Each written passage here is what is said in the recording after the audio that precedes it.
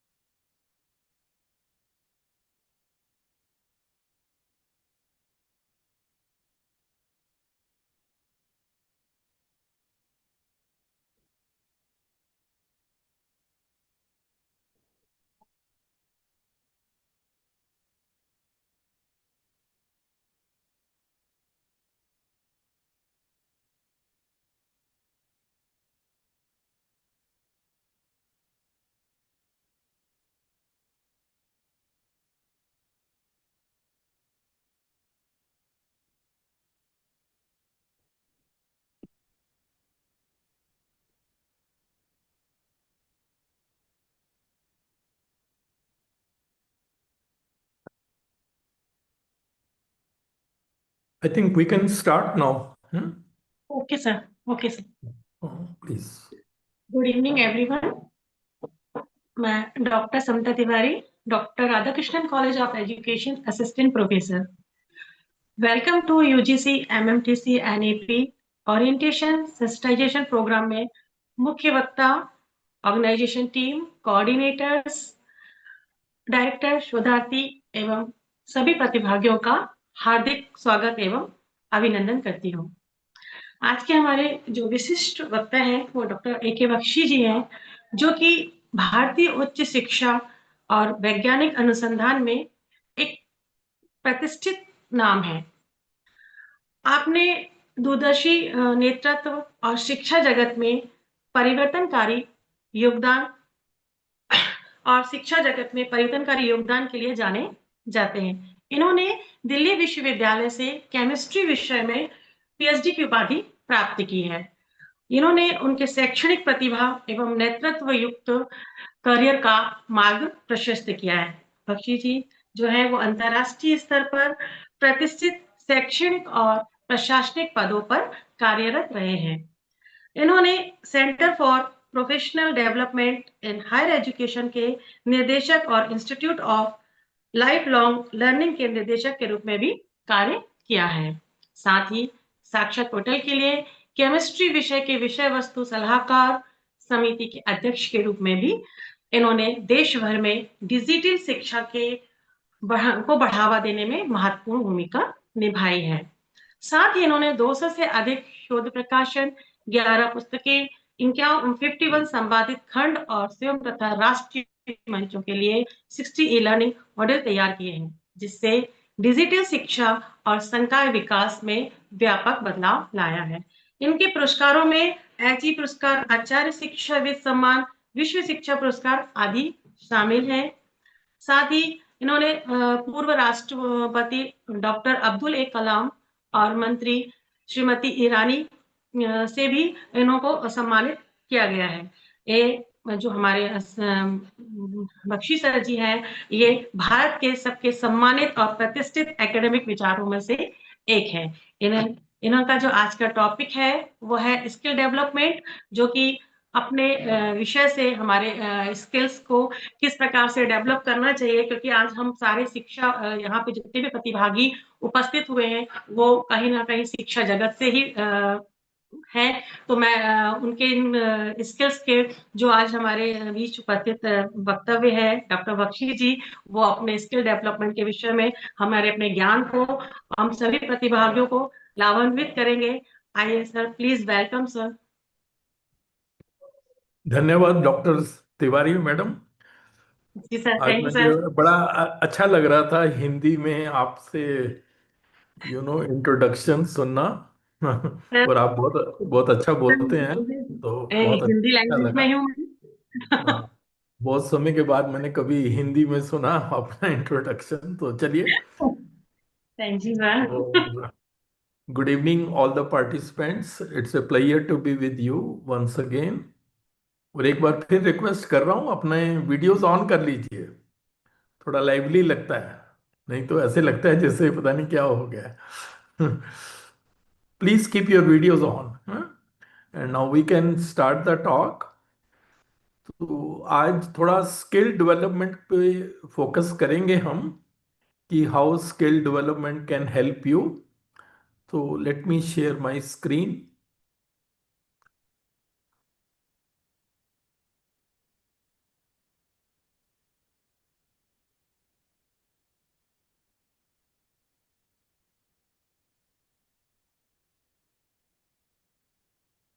So this is the title of my talk, From Competence to Excellence in Higher Education, the Vital Role of Skills in the 21st Century. So in this talk, I am going to focus on how skills can empower you to achieve excellence in higher education in the 21st century. This entire talk is based on my conceptualization and vision. And this is the thinking behind this talk. Competence to excellence with the help of skills. See, competence means you all are competent. That is why you are in this profession. You all have the necessary knowledge, skills, and abilities to perform the tasks which are expected of you. So you all meet minimum standards and expectations. So you all have the competence. But next aim should be to achieve excellence. And here, skills can play a very important role. Excellence actually builds upon competence. And here we expect you to have a very high level of performance or quality, both in teaching as well as research. So this talk will focus on how skills can help you in excellence or in achieving excellence both in teaching and research. So that's the basic purpose of this talk. And when we talk about excellence, two aspects of excellence we will be discussing. One is you yourself improve. That is self. So how education team member you can achieve excellence. That is one aspect. Second is how you can produce students with a potential to excel in higher education. That means your responsibility is also to guide and inspire your students. That is also one of the main aims of teaching profession. So how you can help your students achieve excellence. That means through empowerment of the students. So both aspects are important and these skills will matter for both of them. So that is what I am going to cover in this talk. See, the structure of the talk is like this. This will be in two parts. First part will focus on skills and 21st century education, while second part will focus on 21st century skills for excellence in higher education. So this is how this talk has been structured. I will start from very basics. So please excuse me if I am beginning at a very elementary level. The purpose is to take everybody along. So let's come to this part, skills and 21st century education. Now, what is a skill? That could be the first question in your mind. See, a skill is the ability to do well, especially because of training, experience, or practice. So, if you are able to do well because of all that training, experience, or practice, then that is called skill. That is why, it is said repetition is the mother of skill. The more you practice, the more you repeat, the better you will become in any skill. So the message is practice any skill whatsoever you want it regularly, then you will become the master of that skill. Then you should also know the difference between natural ability and skill. Ability may be natural or innate, that means you are born with it, while skill is always a learned behavior. Skills you always acquire through practice, repetition, etc. Look at this. Memory is, for example, your natural ability. You are born with that. But ability to recall information is a skill. So see the difference. Memory is innate. Ability to recall information is a skill. Similarly, attention is your innate ability. But ability to stay focused is a skill. And similarly, logic and reasoning, that is a natural ability. Everybody is able to do that, apply logic and do the reasoning. But problem solving is a skill. So you can see the difference between these two important points. Then we have soft skills, which are interpersonal skills. Soft skills are always in connection with other people. They relate to how you behave and work with people. For example, your communication is very good. So that is a soft skill. Leadership, that is a soft skill because you are working with other people. Then collaboration, again, you are working with other people. Again, this is a soft skill. Whereas hard skill will be technical expertise, which will focus on what you can do. That is hard skills. One is very good in mobile repairing. So it is a hard skill, or we can also call it a vocational skill because they can help you in getting employment. And please remember, all vocational skills are hard skills, but all hard skills are not vocational skills. For example, teaching, you have academic qualification, MA or MSc or PhD. This is your technical expertise.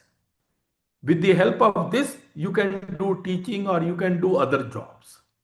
So they come under the category of hard skills. So these two types of skills are very common, you know that. Now we come to the next point, skills as a part of formal 21st century education. See, education is what?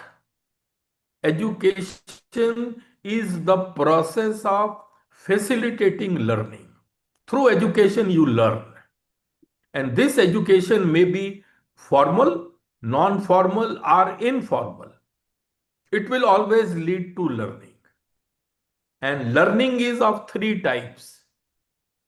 You may acquire knowledge, which comes in cognitive domain, C, where head is involved, thinking is involved. Then it could be skills, which come in psychomotor domain, P, where hand or body is involved, doing is involved. Somebody is able to play a musical instrument very well. So it is body or hand involved. A doctor is able to perform surgery very good. Again, it comes in psychomotor domain. And third is your personality, your values, your attitude, which come in affective domain A, where heart or feelings are involved. So please remember that learning has to be out of these three, only these three.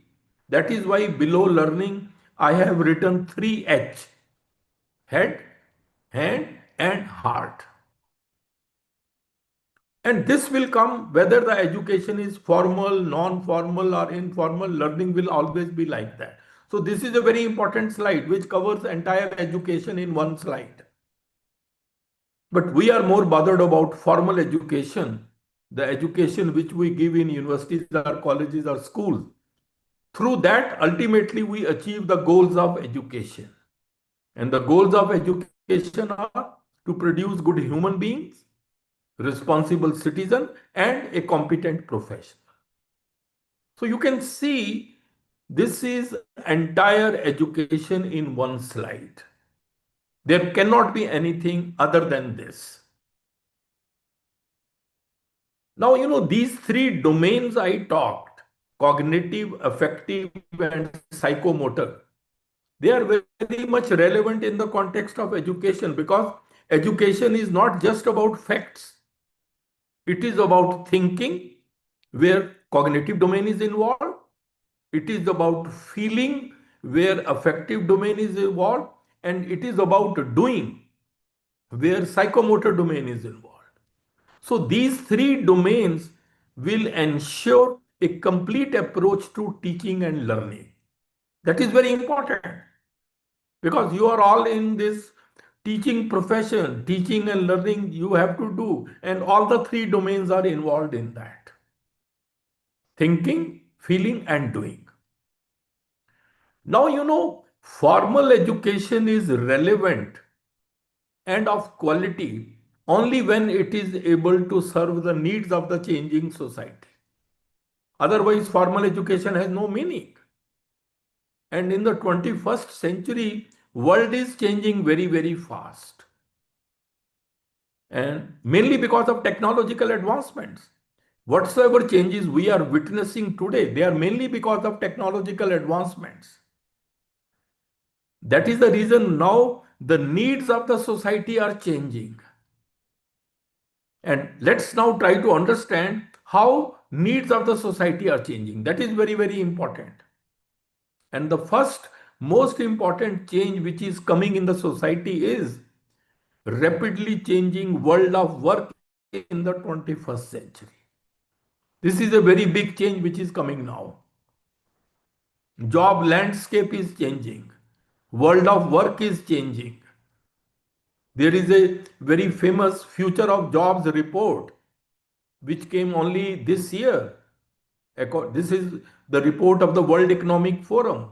This report says that by 2030, 170 million new jobs will be created. Just see, 170 million, all because of these advancements, globalization, technological advancements. And then it says 92 million old jobs will be displaced, resulting in the net gain of 78 million jobs. This is a big finding. So you can see how job landscape is going to change in the years to come. And these jobs are going to be in demand. Data analyst, artificial intelligence, machine learning, big data, digital transformation specialist, all that. And which jobs will be displaced? Data entry clerks, secretaries, accountants, analysts, mechanics, machine repairers. These jobs will slowly be disappearing. So you see where the world is heading. And one more thing which this report says, that 39% of the workers' core skills will change. Core skills are essential skills which every worker should have. They are also going to change. And what skills are expected to be in the workforce? Look at this: analytical thinking, resilience, flexibility, motivation and self-awareness, creative thinking, leadership. These skills should be in every worker. This is another development. So, job landscape is changing. The skills which are going to be in demand are changing, and then essential skills or core skills will also change. So now you can say we are going to live in a world where skills are becoming more important than degrees. This is a very important statement. This was not there earlier. When we were students, focus was on degrees and percentage of marks. Now, no. Now, skills are becoming more important. Degrees means what? You have studied these subjects. Now they want whatsoever you have studied. Based on that, what you can do. Tell us that. So skills are becoming more important than degrees. Look at these companies: Google, Starbucks, EY, IBM, Apple, Bank of America. These companies are now hiring people without degrees, provided they have the skill set. So they are looking beyond academics. The rules of the game are changing. And these companies, they use some skill-based aptitude tests and psychological profiling, and they recruit the people. That was not heard earlier. So, you can see we have to be aware of all that. And this Forbes report, which has very recently come, it is a very famous world business magazine. And this further confirms that skills-based hire, that means those recruitments which have been done on the basis of the skills, those people are outperforming those who are selected on the basis of their academic credentials. So from here we understand now, and that is why it is said, future belongs to those who learn more and more skills and combine them in creative ways.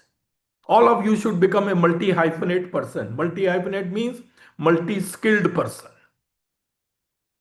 Keep on learning new skills. And now it is said, the most important skill in the 21st century is going to be the skill of learning new skills. And that is possible only through lifelong learning. Don't think that your education is over. You have done MA, MSc, PhD, and you are in a job. Education is over. No. Lifelong learning you need to have. Keep on learning throughout your life. And that is the reason why we should now say this is where I started, that quality education therefore has to take into account these changing needs of the society. And which is the biggest change, which I just told you? Very fast changing job landscape in the 21st century. And that is the reason why quality education is this. I've showed you this slide earlier, but this is the reason. In the 21st century, you have to focus on all the three things: knowledge, and not only please disciplinary knowledge, interdisciplinary and practical, number one. Then 21st century skills, then domain specific skills. You are in economics, you are in chemistry, some skills specific to your discipline. And third, your values, attitude, traits. And these three are the learning needs of the 21st century.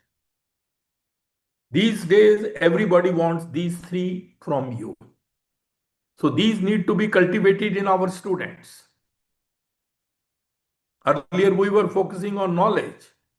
Of course, knowledge and skills are very important. There is no doubt, because knowledge and skills are the driving forces of the economic growth and social development for any country.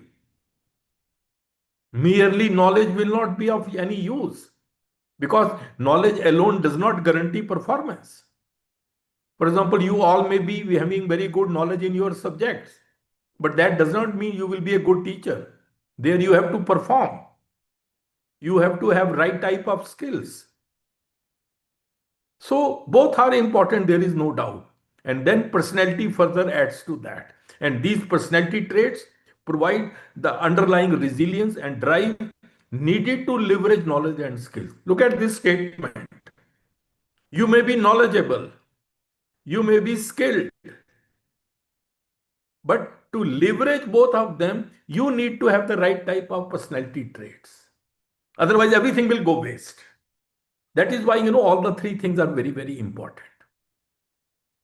Now, the one question you may ask, out of the two types of skills, which skills are more important, domain specific or 21st century skills?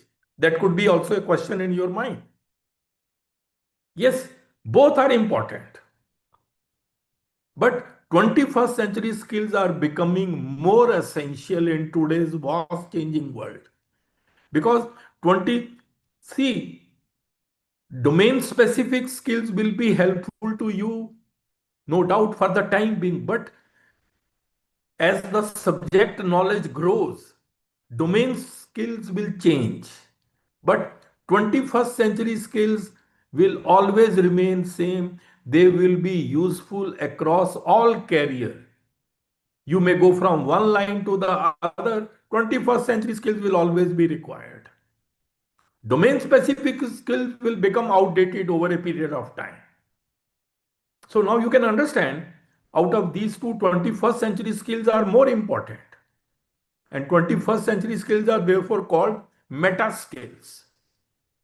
This is the special name we give to them. Meta skills means using these skills, you can build more skills. These are foundational skills. They are universal, which everyone should have. So these skills, if you have, they will help you to learn faster, adapt better, and grow continuously in a changing world. That is why they are called meta skills. So, this is all very, very important in part one, where I have told you the importance of skills and what are 21st century skills. Now we come to the second part. Here we will go into the depth, how 21st century skills can help you, because you are all in the teaching profession, in higher education. How will they help you in achieving excellence in higher education? And as you know, 21st century skills come under three categories: learning skills, literacy skills, and life skills. You may also be wondering, what is the difference between learning and literacy and life skill? All are 21st century skills. So why one learning, why literacy and life? We will talk about. And these skills are this. This slide I have shown you earlier. These are learning skills. You can see critical thinking, creativity, collaboration, and communication, 4 C's. Literacy skills, information literacy, media literacy, technology literacy, IMT, and then life skills, flexibility, leadership, initiative, productivity, and social skills, flips. So taken together, there are 12 skills. These are personal skills. Machines cannot have these skills. Artificial intelligence cannot replicate them. Only you can have these skills. So now the question is, we will go into the depth of that. Let's look at the learning skills. Learning, first of all, you may be wondering why they are called learning skills. See, these are called learning skills because they will make you an effective learner and thinker. Note down the point. If you have these skills, they will make you an effective learner and thinker. We will see how it will help you. These are the 4 learning skills: critical thinking, creativity, collaboration, and communication. They may look very simple. Look at critical thinking.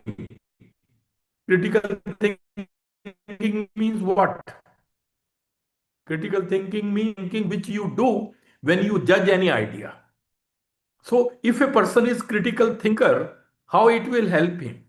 It will help in these ways. It will improve his decision making because he will judge everything. So it will help him in improving the decision making. Then it will enhance his problem solving ability. It will refine your research skills. See, in research, critical thinking is very important because any idea which will come to you, you will judge it critically. Then it will polish your creativity and it will stimulate curiosity because curiosity is the mother of creativity. So you see, everything is linked. So being critical thinker helps you in so many ways. Then comes, how can one become a critical thinker? That could be a question.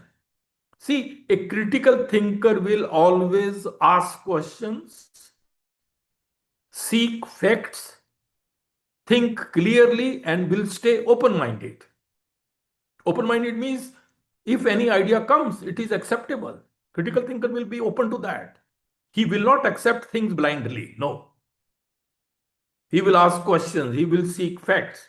He will analyze what you are telling, reflect on that, and will be ready to change the mind if some better evidence comes. This is the qualities of a critical thinker. See, this habit needs to be nurtured in us as well as in our students. Because you cannot become critical thinker overnight. Rather, all these things should be cultivated in our students from school level onwards. Because one thing you should remember, the older you become, the more difficult it becomes to change yourself. Then comes creativity. Creativity means what? Creativity means you generate new ideas, new possibilities, new alternatives, which are original and of value. You think something new. So that is the creativity. Critical thinking was where you are judging ideas. Creativity is where you are generating new ideas. And you know, creativity and critical thinking, both of them are very important in doing research. All of you do research. These two things are a big asset to you. Why? Because you know, creativity will generate new ideas. Your critical thinking will evaluate and try to refine those ideas.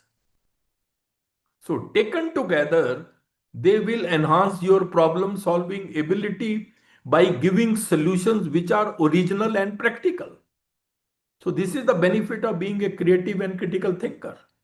And this is what you need in research. That is why, all world-class researchers, they have these two qualities. They are very creative and they are critical thinker. You give them any suggestion, they will ask 100 questions. So this is something we need to cultivate in our students as well. And for creative, you need these three things. These are the three components of creativity. One is expertise. You should have vast knowledge. For example, you are working in any research area. In your research area, you should have vast knowledge, clarity of concepts. You should be up to date with the latest developments. All comes under expertise.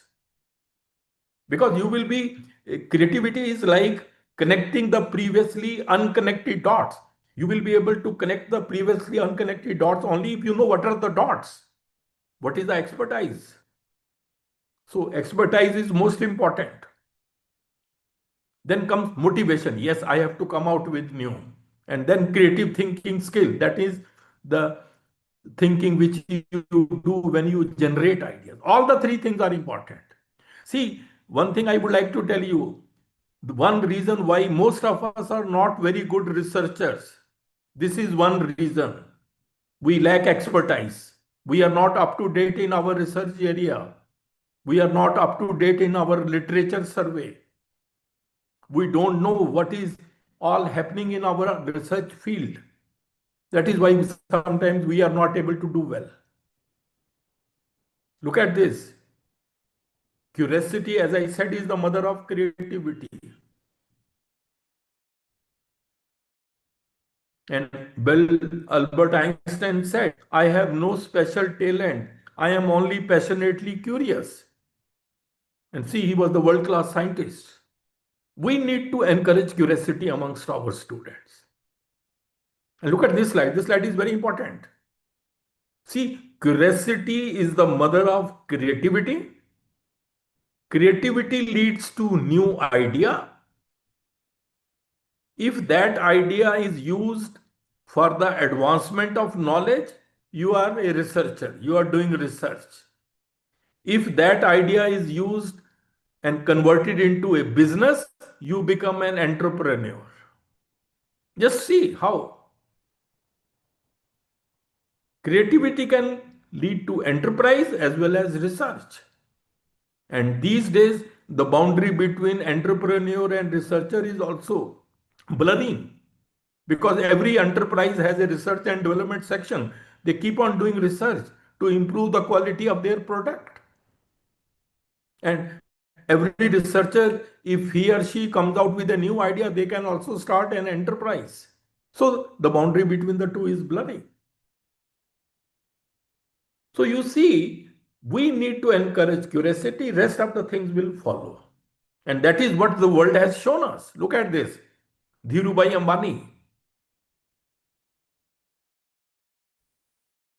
He was not that educated. An idea and he started a business and built a big business empires almost from a scratch. Look at Ritesh. He started budget hotels in India, revolutionized. Narayana Murthy, Infosys, set up a global tech giant. Even Mark Zuckerberg, Facebook, Meta. He has created the world's largest social networking platform. See, why one may think, why couldn't we think of that? That something like Facebook should be there. Again, an idea. Look at Jeff Bezos, Amazon. He started like an online bookstore, and today he owns world's largest e-commerce company, Amazon. So behind all that is creativity, critical thinking, all that. That is why I said these skills can do wonders for you. Then comes communication. Communication is also very important, because these days all big companies want communication skill in you, because you may have to work as a part of a team. You should be able to communicate with others. And for you all in the teaching profession, communication is a big asset. Nobody will take the pains to listen to your ideas if your communication is not effective and impressive. Nobody will bother. So this is another skill which can do wonders for you. Tomorrow you may have to make a research presentation. Communication matters a lot. That is why it is said, don't just communicate. Speak sensibly, clearly, convey your message in clear words. Don't complicate things. And most importantly, don't forget to cross-check with the recipient if the need arises. Is presentation skills. They are also very important. Just 1 minute. I think just 1 minute.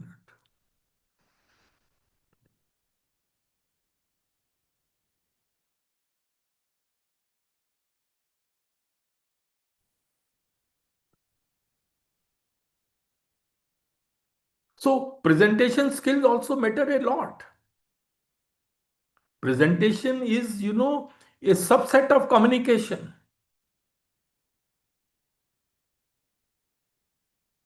Because just a minute, some problem is. Now all of you must be making presentations. There are a few things you should keep it in mind. What are the 3 important steps for an effective presentation? That means when you are delivering a lecture with a PowerPoint presentation, 3 things are very important.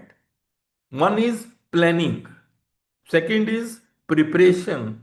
Third is delivery. All the 3 are very important. Now, planning means whenever you are making a PowerPoint presentation on any topic, you should be very clear what is the purpose of your presentation. Why are you making it? You have to be very clear. Then, who is your audience? What is their level and interest?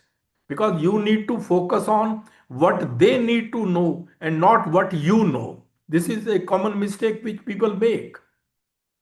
Even for teaching, when you go to the class, your aim should not be to impress your students with your brilliance. No, that's not the purpose in the class. Purpose is what students need, you have to come down to their level. That is the quality of a good teacher. That is how you should present your ideas. And then what you want the audience to do as a result of your presentation. So these are the things you have to keep it in mind.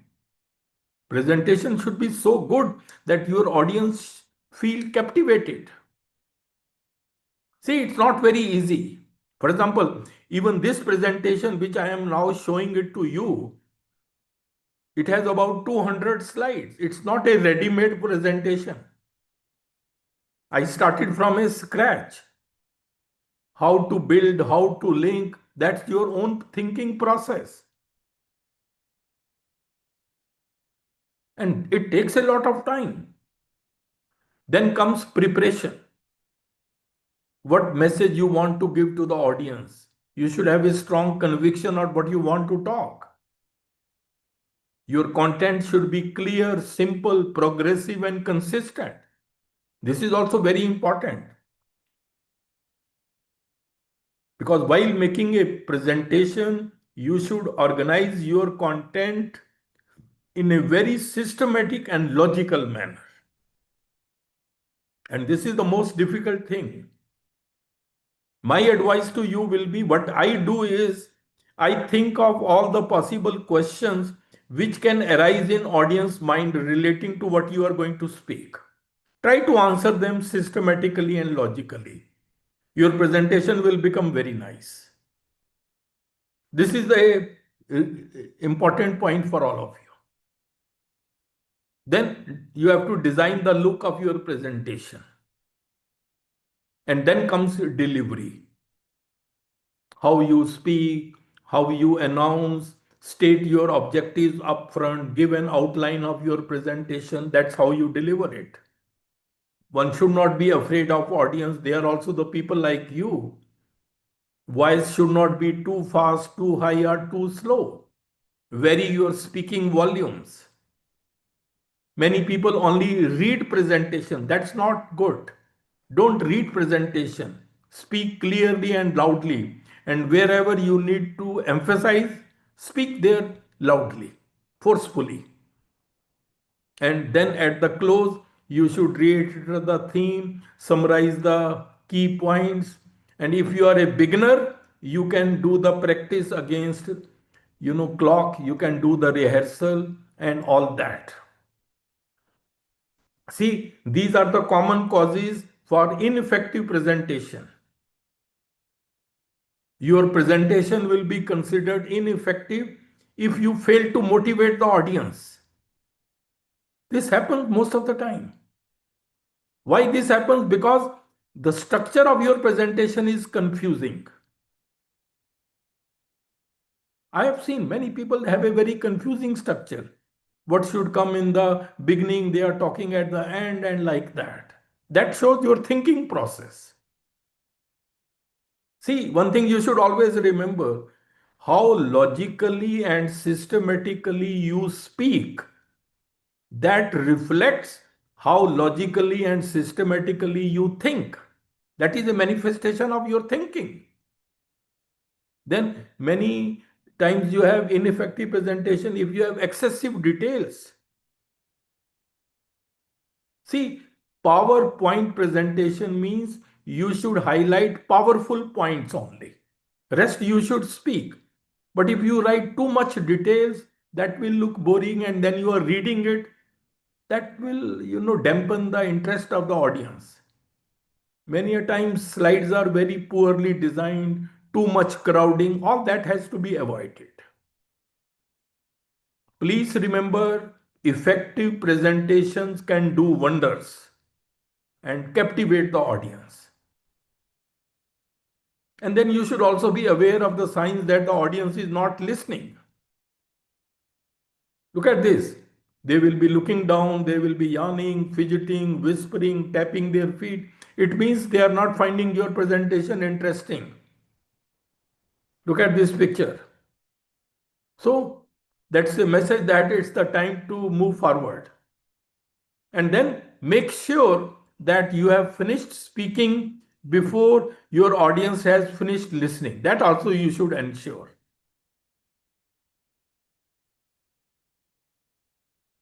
And one thing more I want to say here. These days, many artificial interested apps have come. They can generate your PowerPoint presentations within a minute. But such PPTs have limitations. Such PPTs lack deep understanding. Creativity is missing. Context and key details are missing. Personal touch, which comes with everybody's presentation, that is missing in them. You will have to, do human checking and editing in order to make them accurate, meaningful, and audience appropriate. So this point you have to keep it in mind. So all this was under communication and presentation. And these are the skills which you need in today's world. One great lecture in a PowerPoint presentation can do wonders. People will remember you for years. So this is also a skill. Then comes the last learning skill was collaboration. This is very much in demand today. Collaboration means what? Two or more people are working together to complete an assignment or achieve a goal. It's like a team effort. So this skill is very much in demand today. And in higher education, please remember, all of you must be doing research. You can have quality research only through collaboration. Every person has some limitations. You cannot excel in research single-handedly. You should collaborate, like-minded people, big team, maybe from your own institution or maybe from some other institution. You collaborate, divide the work, take your students, everybody gives an input, and then the best will come out. Please remember, all the top researchers of the world, they have become world-class researchers only through collaborative efforts. Even they may not be in the same city, they may be in different countries, but still they collaborate. So this is also a skill which is very much required. Unfortunately, in our education system, we teach our students to look at every other student as your competitor. That is how their mindset is. That is why they are not able to collaborate much. But this is the skill which is required. So, these were the 4 learning skills which can do wonders for you. Critical thinking, creativity, communication, and collaboration. And now I come to literacy skills. Look at this. Why these are called literacy skills? That could be the question in your mind. Literacy skills will make you an informed and capable user of modern tools and content. They have more to do with technological advancement. They help you there. So this is the benefit of literacy skill. These are the 3 literacy skills. You know that.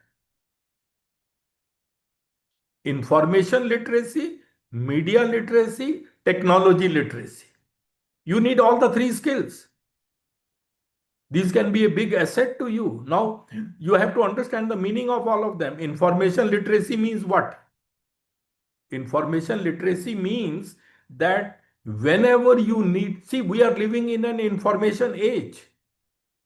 Whenever you need any information, you must know what is the possible source, how to search it, how to find it, and then how to use it. That is the meaning of information literacy. And this is a must. See, so much is happening in the world now. All of us should become information literate. Whenever you have any information, yes, immediately I will get it. Some people are very good in this. See, already we have so many sources of information. You know that. Look at these. These are the main sources of information which are available in today's digital world. We are all using them. Look at that. Search engine. Google, Bing, DuckDuckGo. They give you instant access to vast information. So they are source of information. Then social media platforms. Twitter, Facebook, Instagram, LinkedIn. They give you real-time news and trends. Online news portals. BBC, The Hindu, New York Times. Trusted journalism. Just see. So much so now people have even stopped reading newspapers. Everything is available online. Digital libraries and repositories, Google Scholar, JustStore, ResearchGate, you get peer-reviewed content. Educational platforms, SWAYAM, MOOCs, Coursera, edX, Khan Academy, NPTEL. Structured learning you get. All MOOCs are available through educational platforms. Then YouTube and podcasts, expert talks, tutorials, and audio-visual learning. Then there are websites of the various institutions. These are the source of reliable information. Then AI tools and chatbots, ChatGPT, Bing, they give instant summaries and solutions. Whatsoever you want, they will give you. So already so many are there and many much more are there. So you can see then even blogs and personal websites are also there. So all this comes under information literacy. Then comes media literacy. Media literacy means, media literate person will become very smart and responsible media user. Media literacy means ability to analyze media. Whatsoever you read or see or hear in TV, social media, newspaper, or website, you should be able to analyze critically. You should be able to find out whether it is true or whether it is biased or whether it is misleading or whether it is fake all comes under media literacy. See, look at this, how media literacy will help you. Look at this. Suppose you see some news on social media. Media literacy will help you to check whether it is from a trusted source or it is a fake. So many fake news also come. You can always do that. While watching an advertisement, media literacy will help you understand how they are trying to make you buy something. If you are reading an article, if you are media literate, you will be able to spot whether it is giving a balanced view or it is giving one-sided story. So, media literacy helps you in becoming a smart and responsible media user. This is a big skill. See, these are the things you need in today's world. Then comes technology literacy. Technology literacy means what? Ability to use technology tools and resources. So many tools are available. ICT, other day I gave you the talk. ICT has totally changed the way everything is done now. You can achieve so many goals in your personal and professional and civic life. Already your mobile phone, smartphone, you can book tickets, you can read news, so many things you can do even on your smartphone. So it is the use of ICT tools. And then the third come life skills. Life skills are, which I told you, flexibility, leadership, initiative, productivity, and social skills. Why they are called life skills? See, one was called learning skills, then were called literacy skills. These are called life skills because these are practical, everyday competencies. These everybody needs for being successful and self-reliant. That is why all big companies, they need these life skills. They need learning skill, they need literacy skill, they need life skills. Flexibility, leadership, initiative, productivity, and social skills. See, flexibility, why do they need? Why flexibility is important? Flexible means you will be able to shape yourself according to the situation. That means you can do multitasking. That will help you in doing multitasking. You can shift from one job to the other, from one task to the other. So some people have the quality, that is flexibility. Leadership, you may be in any team, you should have the leadership qualities to take everybody along with you. Inspire them, motivate them towards achieving a common objective. That is the leadership quality in simple language. This everyone should have. Then initiative. Initiative means it is a personal quality that shows your willingness to get things done. Yes, I will be the first to do it. Let me do it. That is, I will take the initiative. This is also, some people have that quality. Then productivity is very important.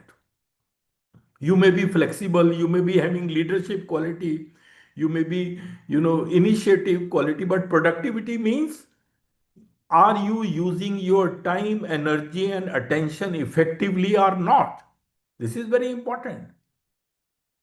Productivity will ultimately be determined by how effectively you are using your time, energy, and attention. And how will you determine it? Suppose you are able to complete many tasks. That means quantity-wise you are very good. One thing. All the tasks which you have completed, they were of excellent quality. So quality-wise also you are very good. And while completing those tasks, no effort was wasted or very little effort was wasted. That means efficiency was also there. So productivity is determined by quantity, quality, and efficiency. So these are the things people want. And then social skills, working together, communication, team building, basic interaction. This also helps. So ladies and gentlemen, what I mean to say is, see why I am devoting this lecture on this. This is the need of the hour. Please remember it.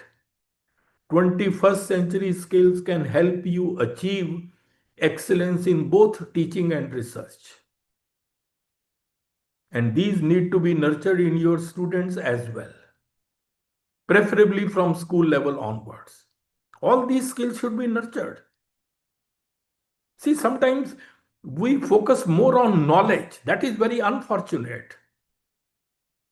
I remember in Japan, I was working there. See, what I noticed there was that the children up to the age of 10 years in schools, the more focus was on behavior, manners, and values. They focused more on that. You should be a good human being. See, Japanese people are so good to talk to, very well mannered. But in our system, we focus on A for apple, B for boy, like that. That is why, these things never come in our young people. We need to shift the focus. And now research, when I say it will help you achieving excellence in teaching and research, please remember research is becoming very important for all of you. Because research, all of you should do. Research is the engine of progress.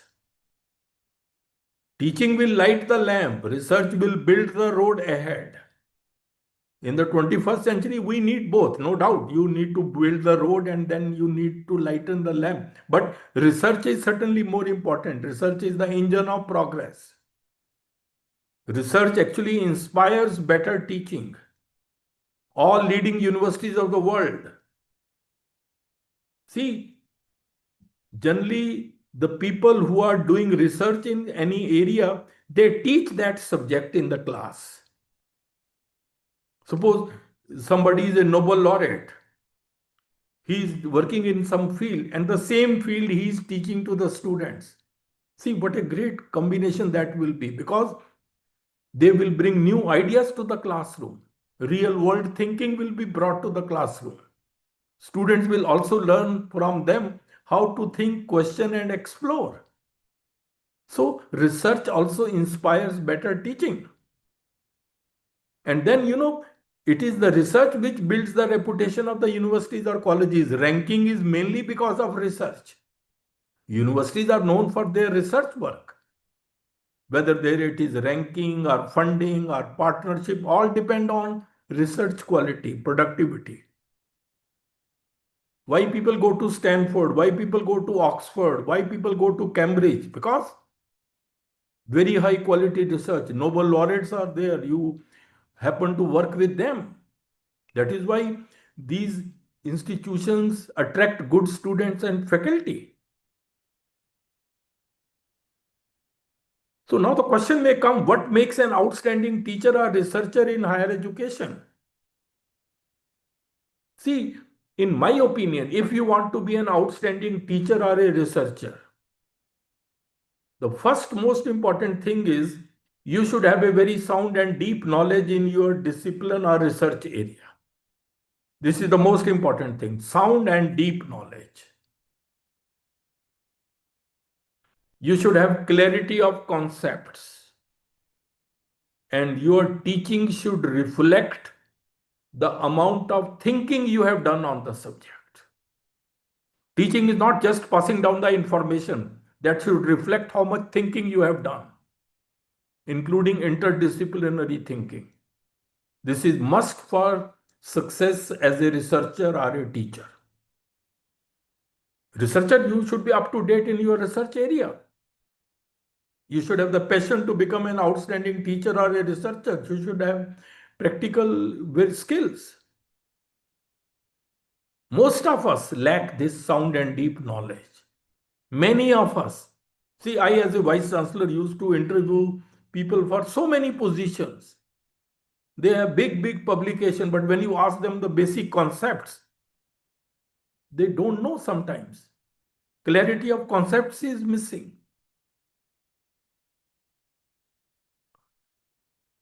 Because the biggest challenge which is coming to research today is from the growth of knowledge. You may be in chemistry, you may be in economics, you may be in history, you may be in sociology. In every field, knowledge is growing very, very fast. So fast that the doubling time of the growth of knowledge has shrunk. And please remember, what you know in your discipline is only a drop, and what you do not know is an ocean. We hardly know much. We need to be up to date in your research area. This most of us are not. Work on that. And here, these skills can help you. That is why I brought you to this line, because here these skills can help you. Because, in research, growth of knowledge is there. So what you need to do? Literature survey. How will you do literature survey? There, those skills will happen. ICT can help you. Electronic databases have come. They are becoming the real information source in the 21st century. Electronic database is what? It's like a telephone directory. You have a search engine, and using that you can search any survey, any literature you can find out. And these are the very popular databases. You all know Scopus, everybody knows. Web of Science, Science Direct, ERIC, PubMed. Just by the click of a button, you can get the source literature survey. So you see, this technology literacy and information literacy help you here. And then these are also there. Google Scholar, which is multidisciplinary, JSTOR, which is for humanities and social sciences. So these skills can help you in research indirectly. They save your time. So you have to, now you can see the link of 21st century skills with your teaching and research. And then I see through its various tools has totally changed the way research is conducted now. Whether it is the information sources, literature survey, data collection, data analysis, referencing, report preparation, plagiarism check, all ICT tools are available. I just have some here. You can go to any one of them, go to YouTube or search on Google and just enter. You will find so many things are there to save your time. See, that is why it is said, all of you should be information and technology literate. This is a big asset in today's digital world. That is why the link of 21st century skills is coming in your teaching and research. Up to date you can remain. What cannot be given by technology is thinking, creativity that you have to have. Then the second quality for outstanding researcher is one should be out-of-box thinker. One should have analytical mind. One should be innovative and creative. And then 4 C's. These are very important for a researcher. 4 C's means curiosity, creativity, courage, and commitment. These are must for an outstanding researcher. In our education system, we do not encourage these things. That is the problem. These are the 4 C's.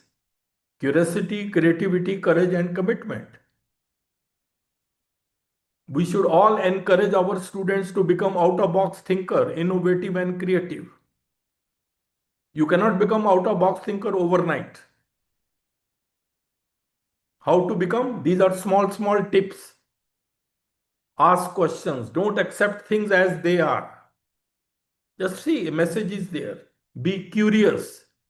Try to learn new things every day. Read more. This habit is slowly disappearing amongst people. Read books, articles, ideas from different fields. Don't teach or learn subjects in isolation. We have a very bad habit. We teach subjects in isolation as if they have nothing to do with other subjects. See, knowledge is holistic. These different disciplines are man-made compartments. Then work with others. team up with people from different areas. Collaboration, you see, collaboration is a must. You cannot excel in research single-handedly, as I mentioned.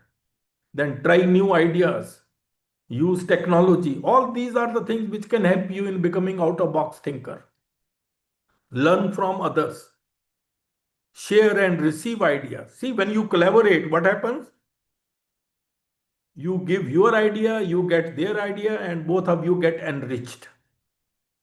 So these are the ways. Somehow, these need to be nurtured from school level onwards. And then for outstanding teacher or researcher, you should have excellent communication and presentation skills. No one will take the pains to listen to your ideas if your communication is not effective and impressive. Please remember it. And also remember, all the great speakers were bad speakers in the beginning, but they worked hard and became great speakers. You can also become. And once you have effective communication and presentation skills, they will be a big asset in academic research writing. You have to write papers. You have to write so many papers, newspaper articles. Because any academic research writing involves all these things: structured, evidence, critical, precise, balanced, objective, formal. So these skills matter a lot. See, some people are very good in these skills. They save you so much time. So, in my opinion, in today's world, if you want to excel as a researcher, this is minimum what you should have. Look at this: field specific knowledge, deep understanding of research area, and up to date with recent advances. I was working with Professor Fukui, who was the Japanese Nobel laureate. I was amazed at that age how he was keeping up to date in the research area. Just amazing how he used to work. Then you need these creativity, analytical and critical thinking skills, which I mentioned. Then you need technical proficiency, ICT tools, software, information literacy. You need ethical integrity. Ethics are very important. Ethical integrity means what you have the right to do and what is the right thing to do. You should know the difference between the two. You should have strong communication and presentation skills.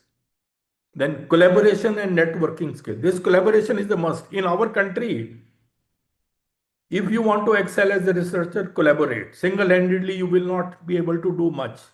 Every individual has some limitations. And then time management, deadlines. If you are having some research project, there may be deadlines. So you should have, you should be ready to spend 100% dedication and all that. And then you need perseverance and patience. Sometimes we want immediate gains. That may not be possible. I told you an example: a Nobel laureate in chemistry getting Nobel Prize at the age of 97 years. Just imagine. Kept on working till that age. So, ladies and gentlemen, now it's widely believed that every student in this nation, I will say not every student, everybody in this nation must be an analytical thinker, a problem solver, innovative, creative. All those 21st century skills have come here. These are the 21st century learning needs. I remember last year, CSIR director contacted me. He says, Professor Bakshi, we want an article from you for the students on the eve of their Children's Day in November. Then I wrote this article, which came as a cover story: 21st century skills for students' future success. This was in the November 2024 issue of Science Reporter. And it became very, very popular. So many students and teachers contacted me. Because, many of us don't know what. See, this type of education is the right type of education. If you're not teaching all these things, then you are miseducating your children. And a child miseducated is a child lost. We cannot afford to lose even a single child. What I would say is India has talent. What it needs is vision, support, and freedom to explore. And that is why quality education is this. Now you can understand everything. Why? What is the meaning of everything? Interdisciplinarity, again, I am emphasizing, is very important. All big innovations come through interdisciplinarity. Never teach, never learn subjects in isolation. Personality is important, skills are important, knowledge is important. Please do ensure that you are not miseducating your students. The same thing which I just mentioned. If your students lack 21st century skills, how it will affect them? Look at that. Their academic achievement will be compromised. Why? Because such students will lack critical thinking and problem solving abilities. Today's world wants people who are critical thinker and are problem solver. See, the purpose of education is not to prepare for exams. Purpose is to prepare them for solving real world problems. Then career readiness will be affected because today's job market needs are totally different. They will not be considered for any career if they don't have the 21st century skills. Social and communication skills are also very vital for effective teamwork. And then their personal development will also be stunted. Why?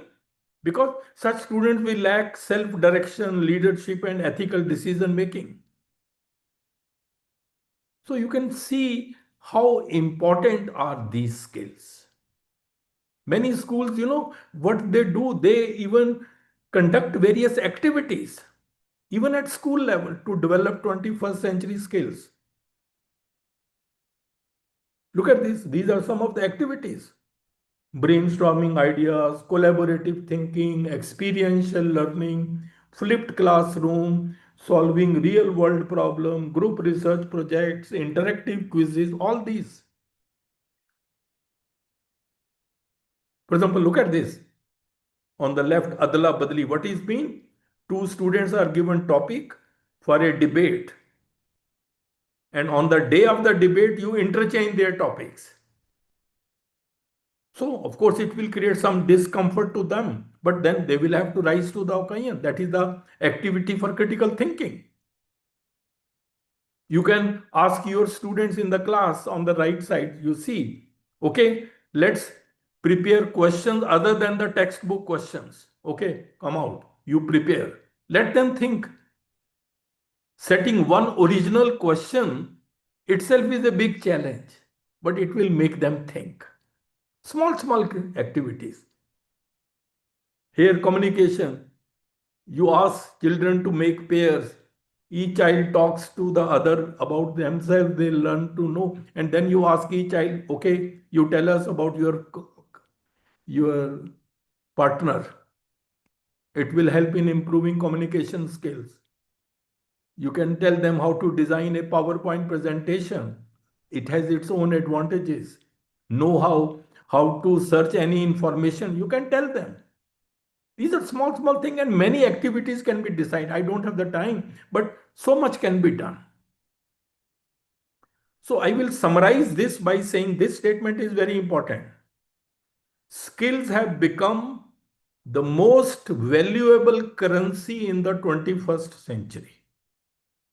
Unlike material wealth, skills grow with use and can't be taken away. So that conveys everything. So in conclusion, I will say how to master any skill. This is the way. Set an intention, then comes practice. Then comes failing. You may fail also, but then comes learning. Then it becomes your habit, and finally it is engraved in you. You have to reach that stage.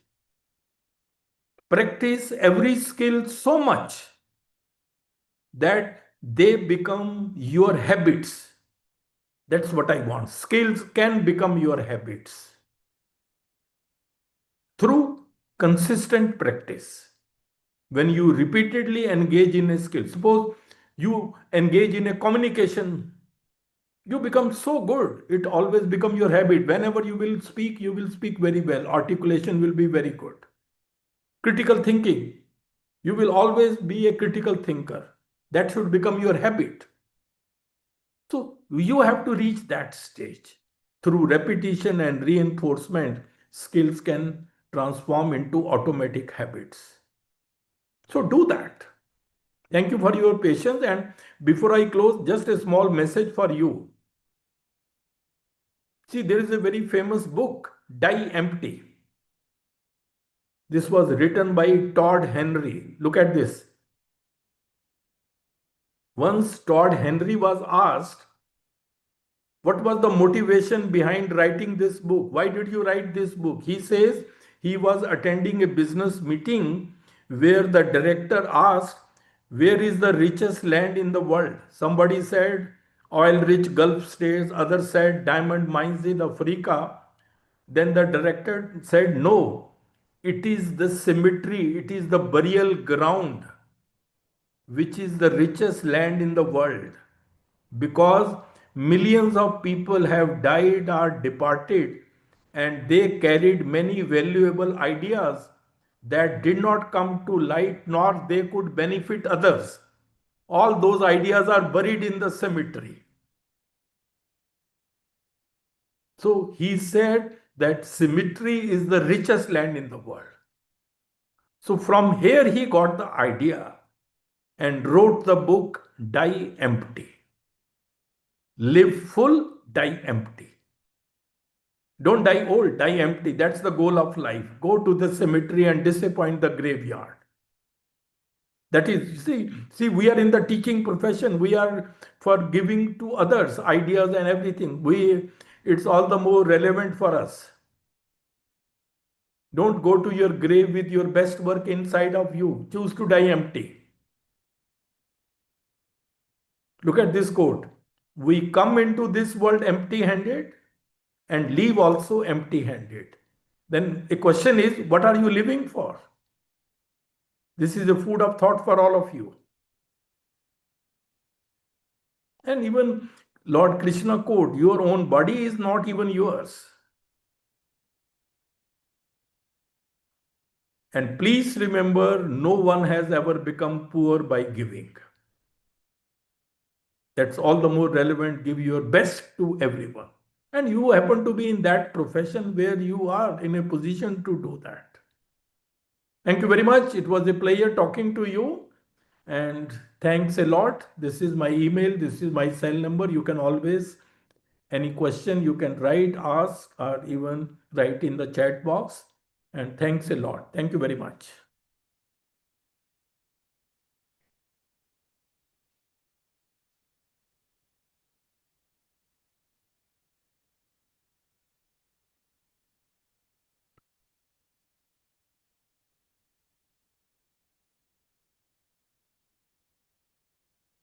हाँ Dr. Tiwari, you are not audible. Hello.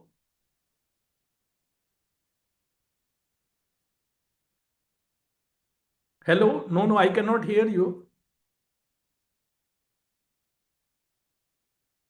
हाँ hello Now it's हाँ sir audible.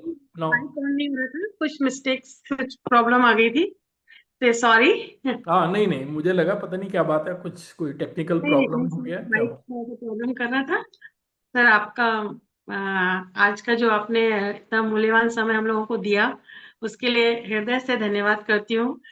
आपके जो कोई participants हैं जो questions करना चाहते हैं, आप सर से कुछ भी और भी क्वेश्चंस हो तो प्लीज। हाँ मुखर्जी पार्टिसिपेंट साहब, कैसे हैं आप? Yes, sir. It's a Good pleasure evening, sir. seeing you Uh, again. Thank you. Thank you, sir. Sir, thank you for today's beautiful session, sir. First of all, I had got a small question, sir. That हाँ, how can we, use our life skill to enhance, innovativeness or creativity among ourselves? Can we use our life skill to means generate more and more creativity in us? How you think so? How can it be done? Tell me. So certain certain thing that, as you told, that we need to work in interdisciplinary. I will tell. I am basically an engineer, but I have done my PhD in management. But the financial management actually is dealt by my wife. She is with a botany background, but again, I do have certain knowledge about plants and herbs and all those things. So means I am a bit So you confused. together can come out with new ideas. Yes, sir. So can this be a type of life skill which can? Why not? If you have some qualities or you are some expertise in some areas, your wife have some other expertise or expertise in, as you say, botany and other things.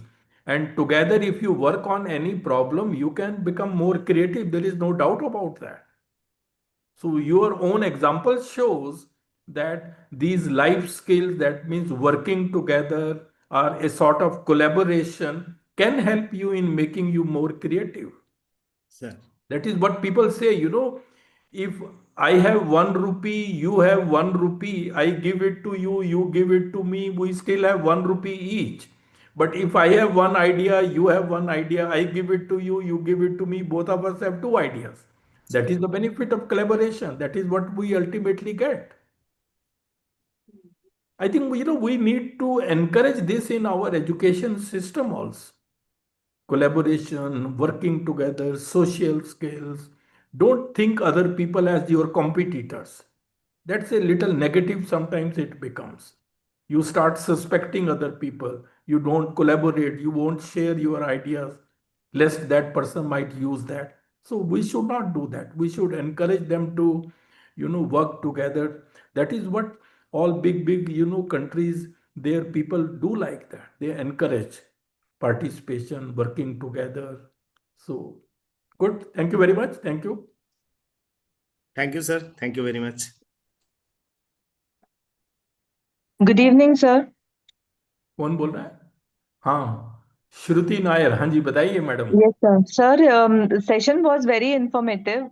My only point is that the skills, the critical learning, or whether be it 21st century skills, all these we are trying to develop in students through the various activities like brainstorming, collaboration, and all the activities which you mentioned. But the thing is, we are not able to test how much the child is able to learn at school level because of the present evaluation system which we are having, or the kind of curriculum we are going through. Like when a child comes to the ninth standard, or when they are now, for example, from sixth only, they are so much overburdened with the academic things that no time is left for them to enhance their these critical thinking skills. नहीं, ये So, आपकी what you are saying is correct, but now the new generation which is coming, or the new books which are now coming, see, even I may just say that even now NCRT, the Government of India, is coming out with new books for school level students.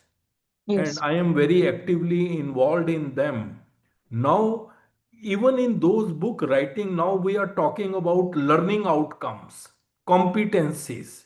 These are the new things which were never earlier. And all these learning outcomes are these things whatsoever all which are now going to be there in the form of activities. And these will also be coming in our examination system later on. And Okay. these learning outcomes will test your knowledge. They will also test your skills. And they will also test your personality traits. That is how the learning outcomes come. So that is now going to come in our country now very soon. It's not going to be the old rote learning system that you just answer this question or last 5 years paper. No. So skills will be tested now. That was your concern, that how will you test whether a person is critical thinker or not? That is Correct. how they Correct. will be tested. That is the Thank you. new name given to the education, what we call as outcome-based education. We are going to follow outcome-based education now very soon. So that Thank you. will. Thank you, sir. Thank you, Shruti. Madam, we have to give them break. I don't want to take them more time. Thank you sir, thank you so much sir. आपके जो सार्वजनिक विचार थे, मार्गदर्शन, प्रेरणादायी विचार न केवल हमारे ज्ञान को आपने समृद्ध किया है, बल्कि कार्यक्रम के उद्देश्य को भी एक नई दिशा प्रदान की है।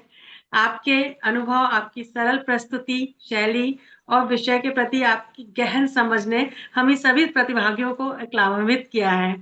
आपने जो हमारे स्किल डेवलपमेंट के विषय में जो communications, presentation skills, literacy, information, media, इन सब के बारे में जो भी आपने एक्सप्लेन किया, जो समझाया, जो ज्ञान दिया है, वो बहुत ही लाभान्वित है। यदि हम कितना भी ज्ञान हमारे पास होगा, यदि हम प्रेजेंटेशन अच्छा नहीं कर पा रहे हैं, प्रस्तुत नहीं कर पा रहे हैं, तो हमारे ज्ञान का कोई मतलब ही नहीं है। तो ये जो स्किल्स के बारे में जितना भी आपने ज्ञान कर दिया है, वो बहुत ही ज्ञानवर्धक है हमारे लिए।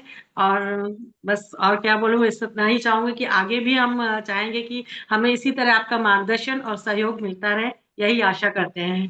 Thank you so thank much you. Sir. और आपकी हिंदी मुझे बहुत पसंद आई, तो बहुत अच्छा लगा आपसे सुन के बहुत समय थैंक के यू, बाद। थैंक तो यू, आप थैंक कहाँ यू से, sir.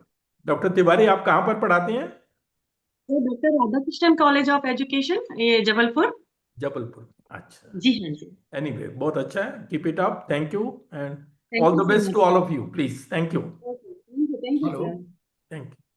Hello.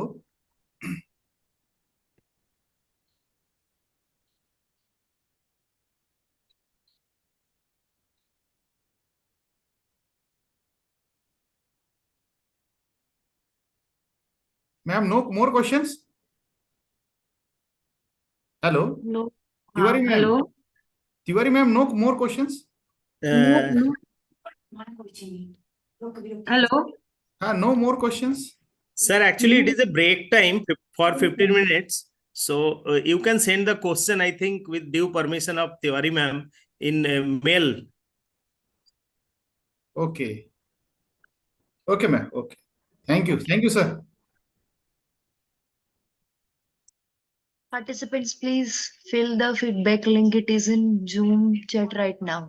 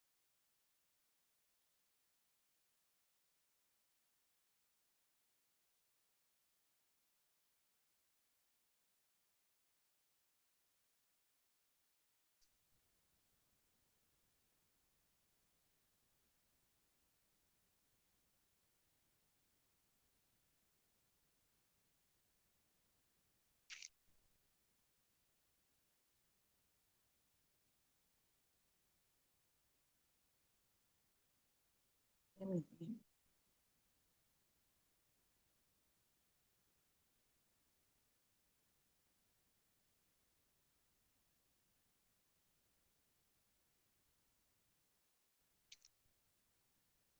evening, everyone. Am I audible? Yes, ma'am. Ma'am, can I start? Dr. Simla, ma'am, can I start? Hello. Yeah. Yes. Yes. Thank you so Please. much, ma'am. Mhm. Before the starting, participant, I request you all kindly keep your microphone mute, avoid any background disturbance, and keep your video on. And post your queries in chat box and raise your hand during the question answer session.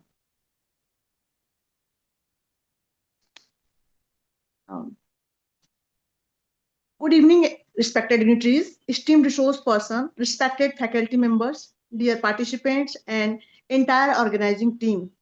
I, Dr. Pooja Sharma, Assistant Professor, AP Navda College, Sadar, Jabalpur, feel honored and privileged to welcome you all to Session 2 of NEP Orientation and Sensitization Program scheduled from 19 to 28 November 2025, organized by UGC Malaya Mission Teacher Training Center, SGTV, Khalsa College, University of Delhi. Today's session focused on Indian knowledge system, a topic deeply rooted in Indian civilizational, educational, and philosophical heritage. We are truly privileged to have with us an eminent speaker and administrator, Dr. Simla ma'am. It is my honor to be present before you, esteemed profile of our resource person. Dr. Simla is highly accomplished scholar and administrator with illustrious professional journey spanning over 37 years at senior executive and supervisory level. Ma'am has PhD in Federal Studies, MA in Political Science, MA in English, Diploma in Management, Certificate in French Language. Ma'am academic versatility reflects her interdisciplinary depth and intellectual clarity.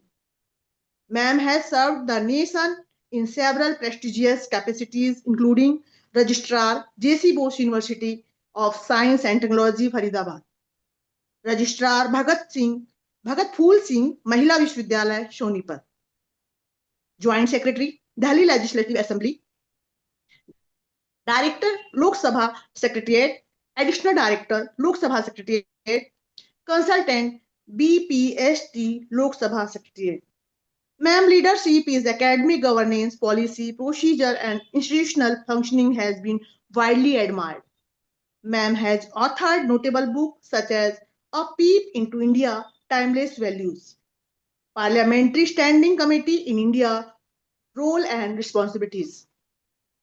She has also contributed extensively to parliamentary reference publication including Glossary of Idioms and Proverbs, English and Hindi, Dictionary of Constitutional and Parliamentary Terms, Muhavra, Lokokti, Course, Hindi English.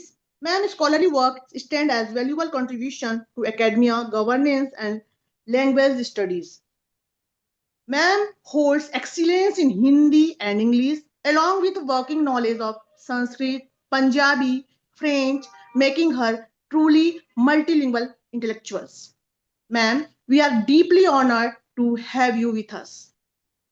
Ma'am, with great respect, I now invite you to kindly lead the session and enrich us with your insight on Indian knowledge system. Over to you, ma'am.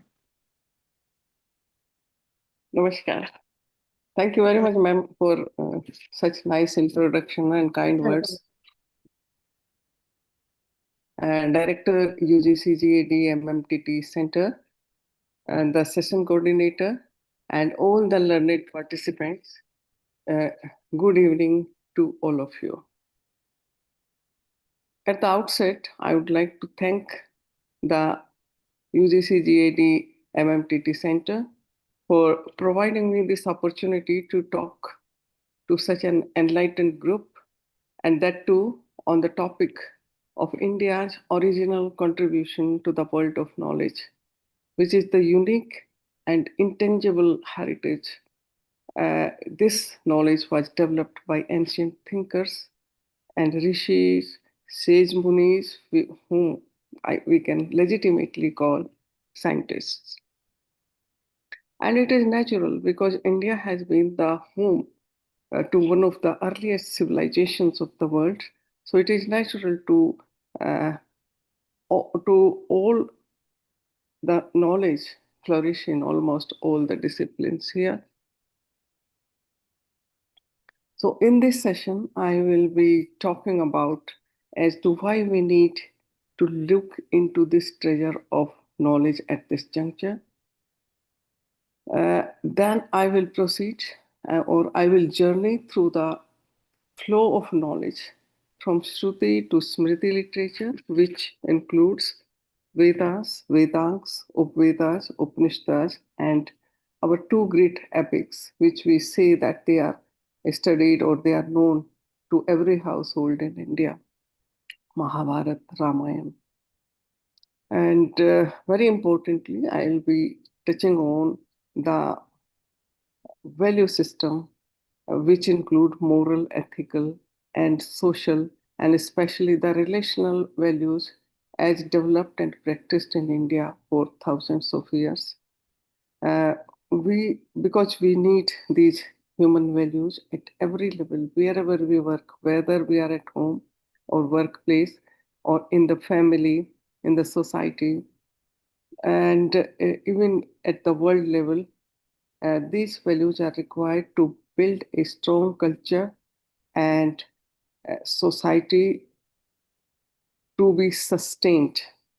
In this society, as we call about sustainable environment, we need to sustain this society also, and this society can be sustained only by the virtues and values practiced by its members. It is said, dharma dharayati loka. It is the dharma. It is dharma means the responsibilities and the duties. If we follow them, if we follow those values, then only the world can sustain, or the culture or the civilization can sustain. Dharmo rakshati rakshita. It is the dharma. If we follow the dharma, then only we will be protected.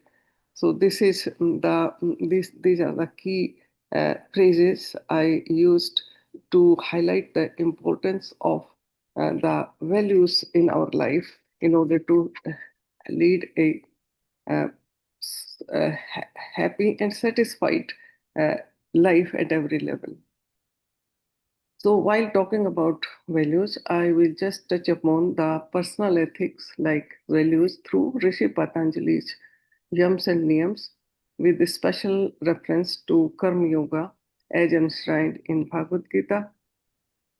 I'll also be talking about Indian thoughts on politics and governance, as we call that India is mother of democracy, as we find those democratic principles scattered in different granths and from Vedas itself. Then yoga and Ayurveda. These are the two health sciences of which were developed in India, which aims at holistic health and a long and healthy span of Ayu, that is Sukh Ayu and Hit Ayu, the span of life which is not only happy and healthy but also beneficial to oneself and to the society. This is the purpose of Ayurveda and yoga. So with this little background, I come to the topic. Indian knowledge system, what it is, why we call it Indian knowledge system, because it encompasses the broad array of knowledge and wisdom which was developed here in this subcontinent, beginning thousands of years before. And it became the basis of many scientific research and social science principles, governing principles, and other disciplines in the world, which covers almost all disciplines of knowledge, wisdom, and know-how. What it includes, I will just touch upon that. It includes all sciences like physics, chemistry, astrophysics, bio, and microbiology. I will be talking about I'm especially fascinated by how the Rishi Agastya and Rishi Kanwa discussed about microbes, and they were the first to describe about Jivanu, Sukshmajivi, and Krimis thousands of years before the world came to know about microbiology through the Anthony van Leeuwenhoek in 17th century, who is known as the father of microbiology and who is celebrated like that. But Rishi Kanwa describes in Atharva Veda even about their colors, their morphology, and their harmful and beneficial effects. So we can say, and how, because they knew about microbes, that is why Ayurveda we had the procedure of fumigation to get rid of bad viruses and bacteria, and there were Havan kunds created in hospitals to create a virus-free or bacteria-free environment in the hospital. Then I talk about, then there's astronomy, a very well-developed science which on which the whole the concept of time was based. Kalganna, that was most comprehensive Kalganna from microseconds to Chaturyuga cycles, and in one Manvantara there are 71 Chaturyug cycles and 1000 Chaturyug cycles in one Kalpa, the year of Brahma. And when we do some rites, even today, we calculate, the Pandit will speak about which Manvantar is going on and which Yuga is going on and which date is there. So like that, they have very comprehensive Kalgana, and it almost comes to the age of Earth, if we look at it. And this science was based on or founded on grand system of planets, their movements, revolutions, and calculated through mathematics. We had developed medicine, the science which we know as Ayurveda, which means the science of span of life.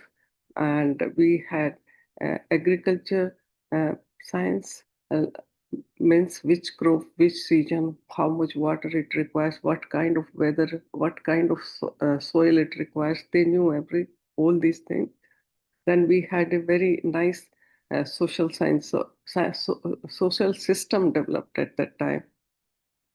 Economics, then polity and governance. We have democratic principles in our old Granthas and Vedas and Smritis also, and a beautifully developed justice system, which was quick, which was deterrent, and which was I would say impartial and also very less expensive. So far as psychology, that is Manovigyan psychology, they knew about dreams, that theory of dreams, deep sleep, etc. And environment science, even the teaching methodology through Anubandha Chatushtaya, and they developed very beautifully, where a student has to be adhikari, means the qualified or mentally prepared, and ekagrata, that is full focus and clean mind, and he should have the aptitude to learn that particular subject. All these they knew, and what is the prayojan, what they want to learn in the end of their education. So this this is called that Anubandha Chatushtaya, association of all these three. The students also were asked to ask question. The Rishi would say, ask me question, I will try to reply. If we know, that shows the humility and a sense of skepticism in the process of learning. And the students have to work out questions for themselves before they were provided answer. Like that, instead of giving simple lectures, they had a like interactive style of teaching or learning, as we are following today, as we have started thinking about today. So all this knowledge is enshrined in different shastras, and which means the treatise or the precepts or rules. We have different shastras like Yoga Shastra, Nyaya Shastra, Dharma Shastra, and even avionics, Vimanika, which was written by Rishi Bharadwaj and who was even before Lord Ram's period. He describes about the pilot's dress, spare parts, and what kind of metals should be used for building a plane. Rishi Kardam, there is a story that this description comes in Skanda Puran, where Rishi Kardam built a plane for his wife, and we hear about different kinds of wooden khtolas and the Pushpak Viman which Lord Rama used while traveling back to Ayodhya. So all these things, we cannot say that it is a mere imagination. If it is described in these shastras and methods and all that, and then we were the first to talk about here about forensic science, which is known as Samudrika and written by Rishi Samudra. So this Indian knowledge start from Shruti and Smriti literature, which is known as Vedic literature, and that is the basis of all Indian knowledge system. What is Shruti? Shruti is which is heard.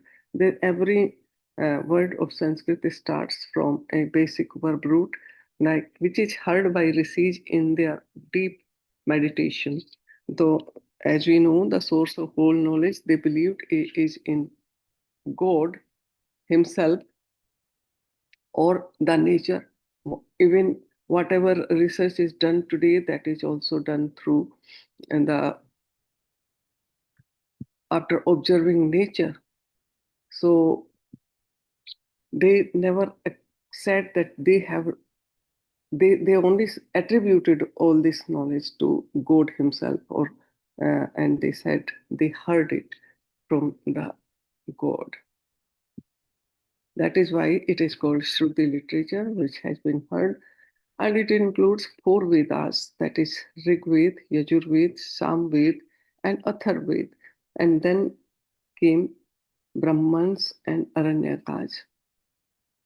Further, how to study these Vedas, how to understand their deep meaning and mystery, and how to develop it further, we need to understand it properly. That's why there are 6 Vedangas were written, which is one is Siksha, which deals with pronunciation, the correct pronunciation, phonetics, because it has to be recited.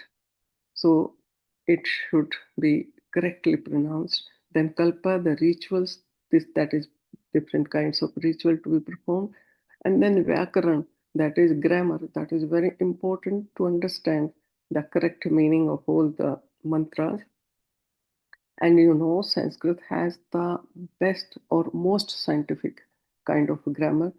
Nirukta, another Vedang, which means etymology. Every word starts from a root verb, and in order to understand the proper meaning of any word, to understanding the etymology is necessary. Then Chand, because these mantras were to be recited, so they are metered. And then Jyotish, that is science of celestial bodies, which is needed to find correct Muhurat and Tithis and all that. So these are 6 Vedas, then 4 Upvedas. The further sciences were developed on the basis of these Vedas, and they are known as Upvedas. So Ayurveda, which is a science of health, was developed on the basis of Atharva Veda, that is Upveda of Atharva Veda, then Dhanur Veda, which is Upveda of Yajur Veda, which deals with science of warfare, different kinds of battle formation and weapon systems, and Gandharva Veda, which is Upveda of Shama Veda, which pertaining to music and arts, and Shilpa Veda has different architectures and skills. So that all included becomes 14 sources of knowledge, or we call it 14 Vidya. Beyond that came Upanishads. Upanishads are the highest knowledge, we say, that is the highest knowledge, which is also again based on Veda, and it literally means to sit with me and let us have discussion. They are kind of chats or discussion, and they try to understand the mystery of Vedas and the deep meaning of Vedas. They are known as Vedanta also, that is the highest knowledge. And I cannot say exact number, but some people say 108 in number.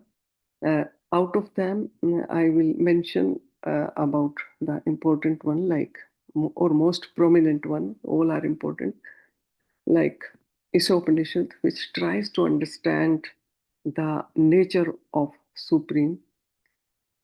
Then Ken Upanishad, Kathopanishad talks about nature of death.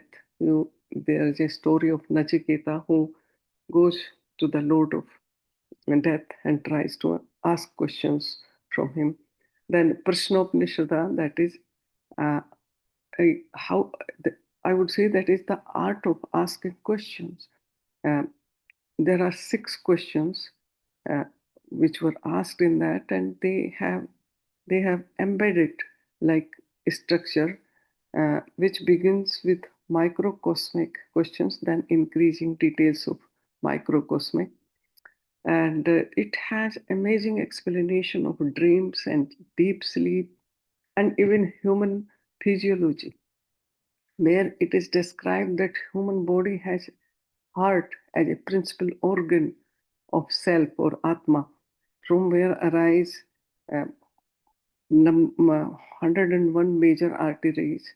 Each artery divides into 72,000 smaller arteries, and these diffuse breathed air throughout the body, and it is this life breath which interface self to all organs and life in human body. See, at what stage, early stage, they understood the human physiology. It may not be exactly what we understand today, but they had thought about it and discussed about it. Then Aitareya Upanishad is there. Taittiriya Upanishad you must be knowing. It is read, still read in certain universities as convocation address. It is like a upadesh to the passing out students by the Rishi. Chandogya Upanishad is also a prominent one.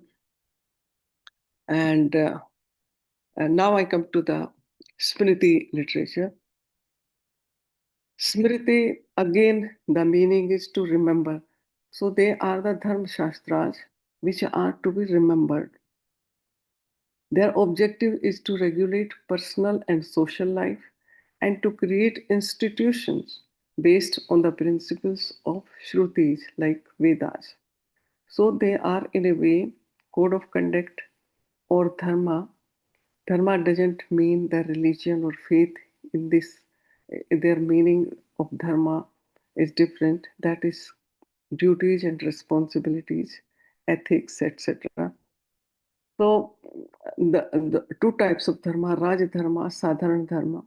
So Raj Dharma, duties of and responsibilities of a king, and then Sadharan Dharma, which we have Varnashram Dharma, which we know as Varnashram Dharma, duties and responsibility of a person at different stages of life, and also their professional duties. So they are 18 in number, written by different rishis, one like Rishi Vyas, Rishi Prashar, Rishi Atri, Rishi Vishnu, Rishi Harita, and Manu. It is most referred and controversial also, but it has been there and practiced for a long time. Today also in our day-to-day traditions and behavior, we have certain things which we follow still. There are good things, there are certain things upon which there are controversies.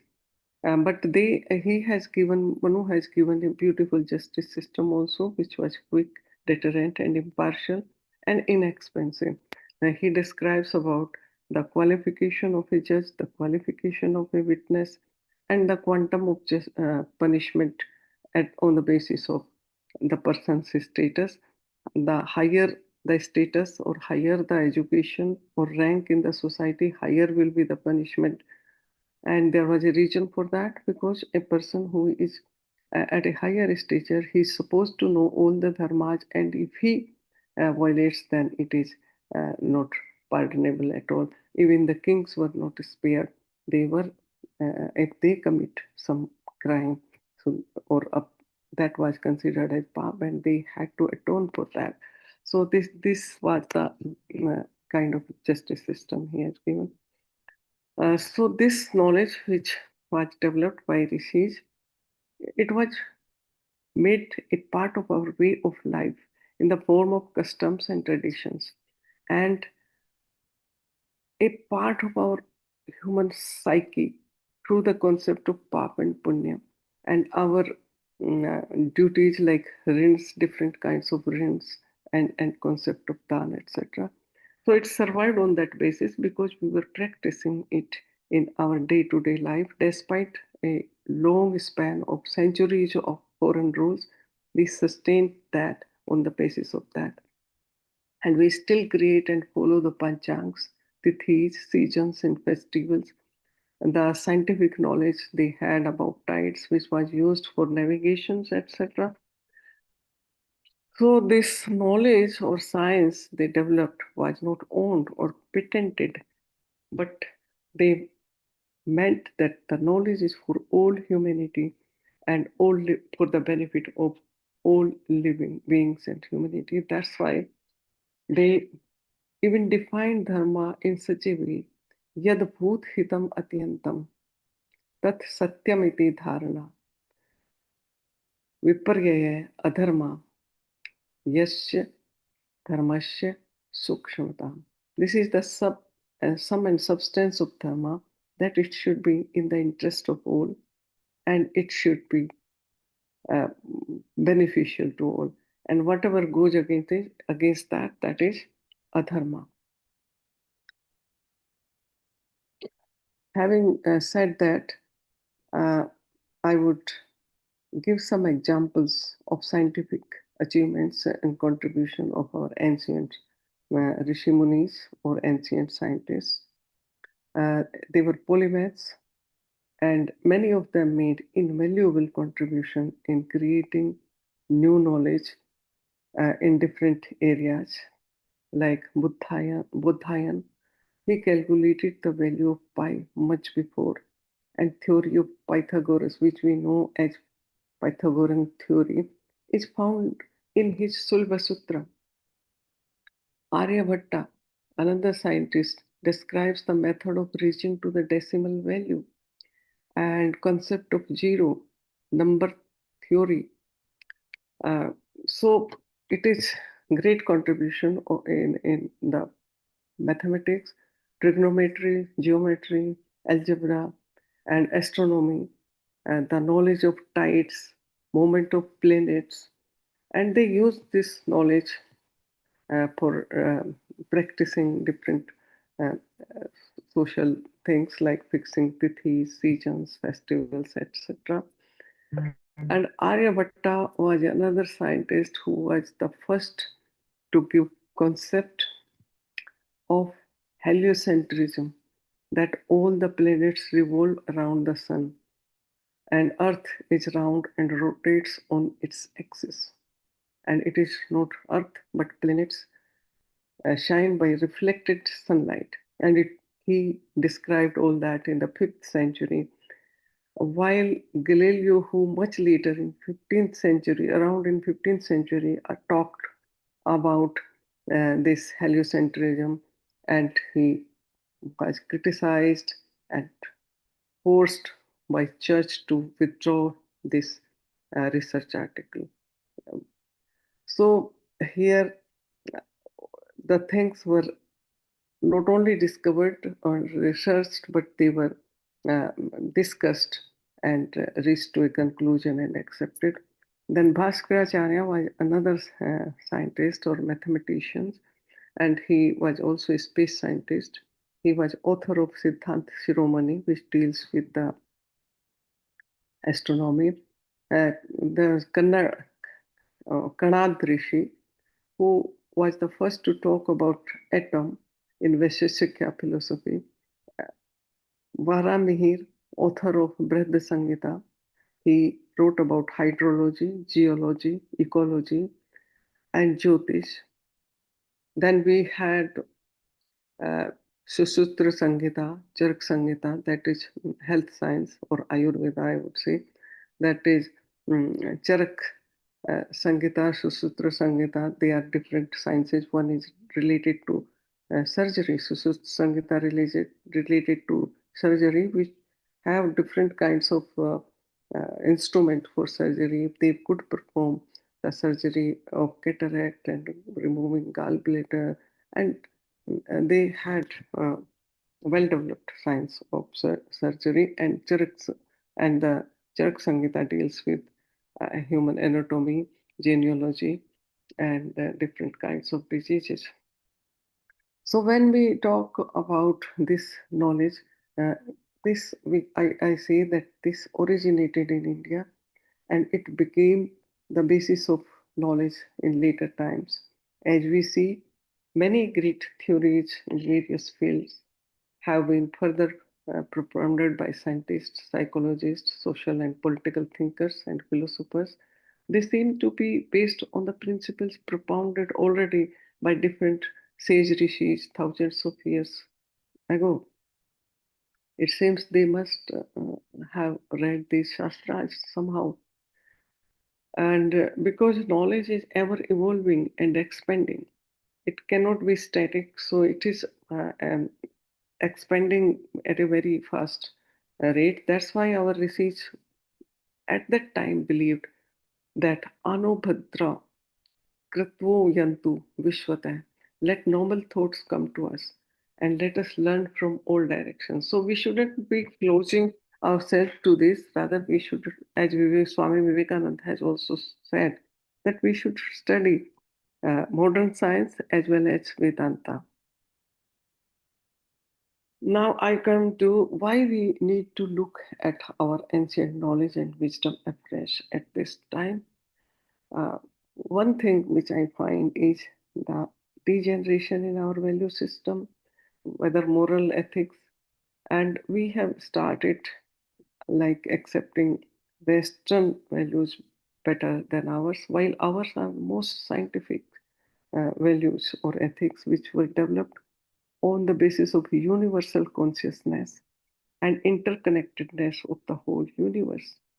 One shloka from Ishopanishad, Isa Vashyam Idam Sarvam Jagtam Jagatya Ten Tyakten Punchita.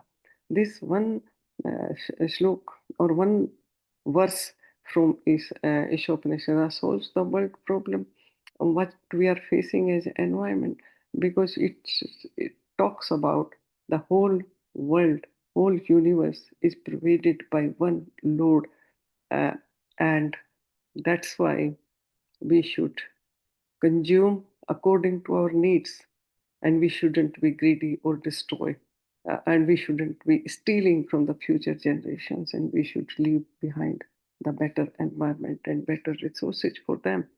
Then the concept of Panch Mahabhutas, which is also associated with divinity. Lord says in Gita, Aham Atma Gudakesha Sarvabhuta Sthititi. It is me who is staying in all living beings as their Atma. So that there is respect for elders, women, and natural world, empathy, kindness, sympathy. All these are godly values, and they are part of our ethos and value system and living system. But we are losing that also. We hear so many crimes against women, and our kindness and sympathy, empathy age also, like we see how people die on the roadside after an accident, and they do not, and the passers-by do not care. Have they? Once a person thinks, if it was me or my child or my friend, what would had happened? It is like putting your feet in somebody else's shoes. That kind of empathy and sympathy we say. Parhit saras dharam nahi ko bhai, and parninda sam agnai duja. This is what our value system was defined, and we are losing sight of it. That again, the economic offenses are pervading all over, frauds and schemes. Uh, Earth is one of goal of our life, but it was preached that we should earn earth or money. We should, but through our own hard work, through our brain and body, and honestly. But if it becomes the end, not the means, then all sorts of frauds and scams are taking place. People loot and scoot the banks. How many? And even the dharma gurus are not free from these vices, different vices. Their ashrams have become dens of different crimes. Many of them are in jail also. So, with this degeneration all around us, we need to look into our ancient value system, which our ancestors practiced. Even our uh, forefathers practiced better than us, I would say. So, who is responsible? It is we, and it is our responsibility that we guide the future generation. And that is why we need to look back at Indian way of living. And I am glad that the NEP 2020 has recommended. That is why we are discussing it here. So, having talked about the need for that, I come to the life values, particularly those which are specific to our culture, though they are universal too. I will talk about Patanjali's 5 yams and niyams so far as personal values are concerned or personal conduct is concerned. 5 yams are Tatra Hinsa Satyasteya Brahmacharya Aprigraha, like non-violence, truthfulness, non-stealing, and brahmacharya, that is self-control and self-discipline. Aprigraha means the not being greedy. And uh, if I go into details of that, they like what truthfulness uh, uh, means being true to yourself. That is very important. Being true in all your relationship, in your profession, and non-violence. Similarly, uh, violence doesn't only count when you hurt somebody physically or something like that. Even your tongue can be more hurtful. So all this is included in that, and 5 नियम्स are सोच संतोष तप स्वाध्याय ईश्वर प्राणिधान. Soch means cleanliness. We should not only have clean all around us in our house and all around us, but clean in heart. We should be free from those 5 or 6 vices which are known as Shad Ripus or 6 enemies of human, like Kam, Krodh, Mad, Lobh, Moh, Matsar. And then Santosh, contentment, is said to be the biggest wealth. It is said, Jab aave santosh dhan, sab dhan thori saman. So one should be contented after doing his best, what he achieves with that. And tapa means put your best efforts, even if you have to pass through difficulties to do your duty.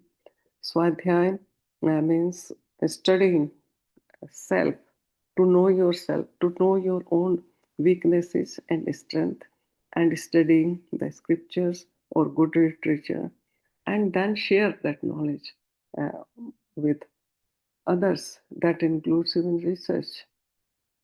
And Ishwaram Pranidhanam means have faith in God.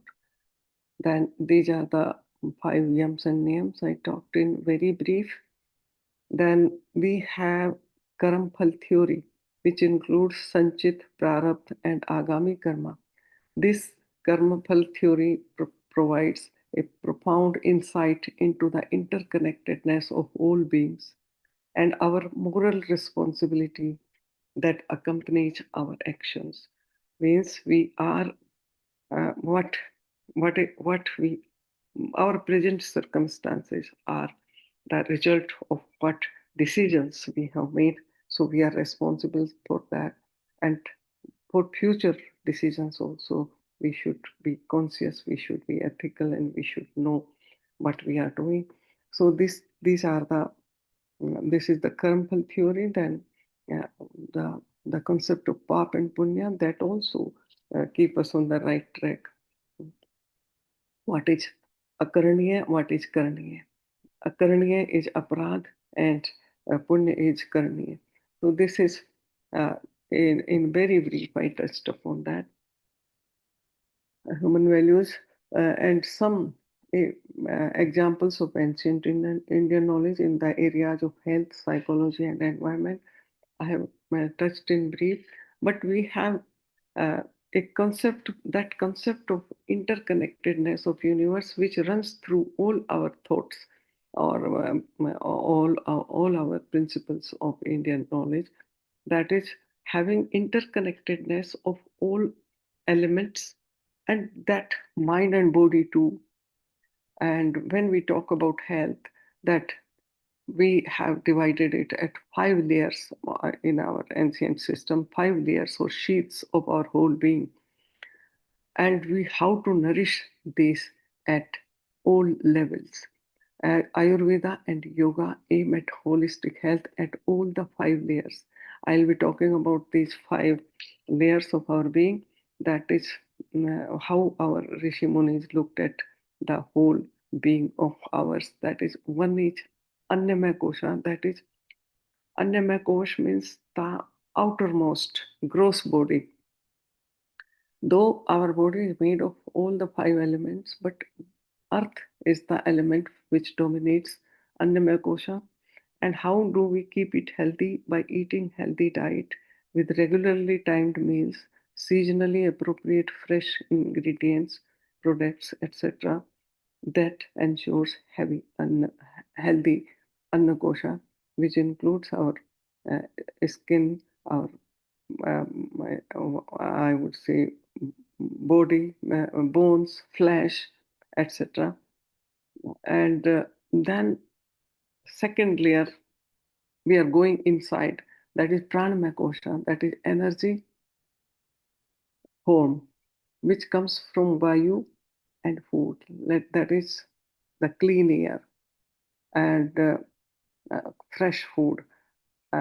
As you see, microwaved or frozen foods do not taste as good as fresh foods, because their prana is reduced. And it includes, pranamaya kosha includes our circulatory system, respiratory system, and nervous system. And water is the element. And what helps to strengthen this is pranayama. That is like a multivitamins for our pranamaya kosha. Manomaya kosha is the third layer of our being, which includes our thoughts, feelings, and emotions. And it is related to more immediate and unconscious reactions to physical stimuli as well as our emotions. It helps in keeping us alive. Our flight or fight reactions come at that level. These are our knee jerk reactions, and air is the element which dominates it. As you know, air moves quickly but can be erratic. And what pratyahar and meditation, which are the 5 limbs of Yoga Shastra, and Yoga Nidra, mindfulness, etc., help us cultivate a healthy relationship with temperamental and emotional moments. So this kind of science, health science, was developed. Then comes the Vijnanamaya Kosha, which is our subtle knowledge and wisdom. This is a higher level of discernment. We know through this level and decide things and discriminate things and judge things, and how it is enhanced by reading good literature. And aging and experience enhances this uh, Vijnanamaya Kosha. That is why we listen to elders. And fire is the element which dominates. As you know, fire purifies everything. And practicing pausing before reacting, meditation, and being in good company helps in developing good Vijnanamaya or healthy Vijnanamaya Kosha. And then Anandamaya Kosha, that is samadhi or bliss state of someone, bliss state and oneness with the object of meditation. Ultimate goal of human life is moksha, and we reach to that level through samadhi. Space is the element which dominates Anandamaya Kosha, admiring the vast, awe-inspiring parts of the world, stars, moons, sun, and miracle of our own body's design, which is beyond our individual comprehension. So this is how we develop Anandamaya Kosha. We see our ancient Rishi Munis used to live in forests and meditate there in order to reach that state of Ananda. And then again, if I come to the psychological principles, I will give one more example of Antakarana Chatushtya, which how we decide things. There are 4 levels in our mind. Mana, that is sensory mind. Chitta, the storehouse of memories or impressions and patterns. And then Buddhi, that is intellect, logic, and reasoning or discernment. And Ahankara, our own nature or individual preferences, willpower, and individuality. So these are the 4 which are involved in our internal dialogue or activities that happens in our mind in response to a situation. So this is the perhaps the earliest analysis of human mind, that is psychology. The nature of dreams is also described in Prashnopanishad, how our mind reconfigures and experiences what it has seen before, whether true or untrue. And deep sleep, when mind also sleeps, that is the state of complete relaxation. So this is how they thought about human psychology. Then they talked about 3 types of uh, personalities: sattvic, rajasic, and tamasic. Perhaps the earliest description of human personality. And in Ayurveda, Ayurveda talks about ahar and vihar to maintain good health, and pathya, that is food as remedy, eating sattvic food. These are the basis of ahar and vihar. Yukta ahar viharasya, yukta cheshtam karmasu, yukta swapna bodhasya. Appropriate or proper food habits, proper activities, and proper sleep helps in having human, healthy being at all levels. And Ayurveda, as I said, it's a science of life. Sukh Ayu and Hit Ayu, instead of opposite. We should we have imagined about 100 years span of life, and by following healthy habits and all that, it can be achieved. And Ayurveda has the herbal medicines science, and balance of Tridosha. They talk about balance of Tridosha. Then Nadi Shastra, that is diagnosis by reading pulse. And nowadays, how many tests? For the smallest thing, we have to undergo uh, different types of diagnostic tests, but they could feel the nadi according to the this Ayurveda. So far as protection and cleaning up of environment is concerned, that was a great concern of ancient thinkers of India, because protection and cleaning up of environment had been the essence of Vedic culture. They understood the truth of interconnectedness of all life forms. That is why they protected the environment by respecting the plant life. A number of laws are not helping as much as those concepts helped, because they consider tree as abode of devas, as tulsi, people, bale, mango, neem, etc. And they associated pap and punya to forestation, polluting water bodies, etc. because they saw an element of divinity in water bodies. So rivers like goddesses, and even every lake and ponds had their own presiding deity. According to them, they kept the water bodies pure. They did not destroy the forests, etc. And then again, uh, as we talk about Manu Smriti, Manu Maharaj considers cutting off a fruit giving tree or green tree as a pap or a big offense which was punishable by law. So, other than this, they developed uh, yajna or yagya for purifying the air, which involves physics, chemistry, and sound energy of mantras. Other than this, if we look at the Shanti mantra, which we read or recite at the end of Havana, that is Dyo Shanti Antariksham, Shanti Prithvi, Shanti Rape, Shanti Roshadhaya, Shanti Vanaspati, Shantir Vishwadeva, Shantir Brahmam, Shanti Sarvam, Shanti Sama, Shanti Riti.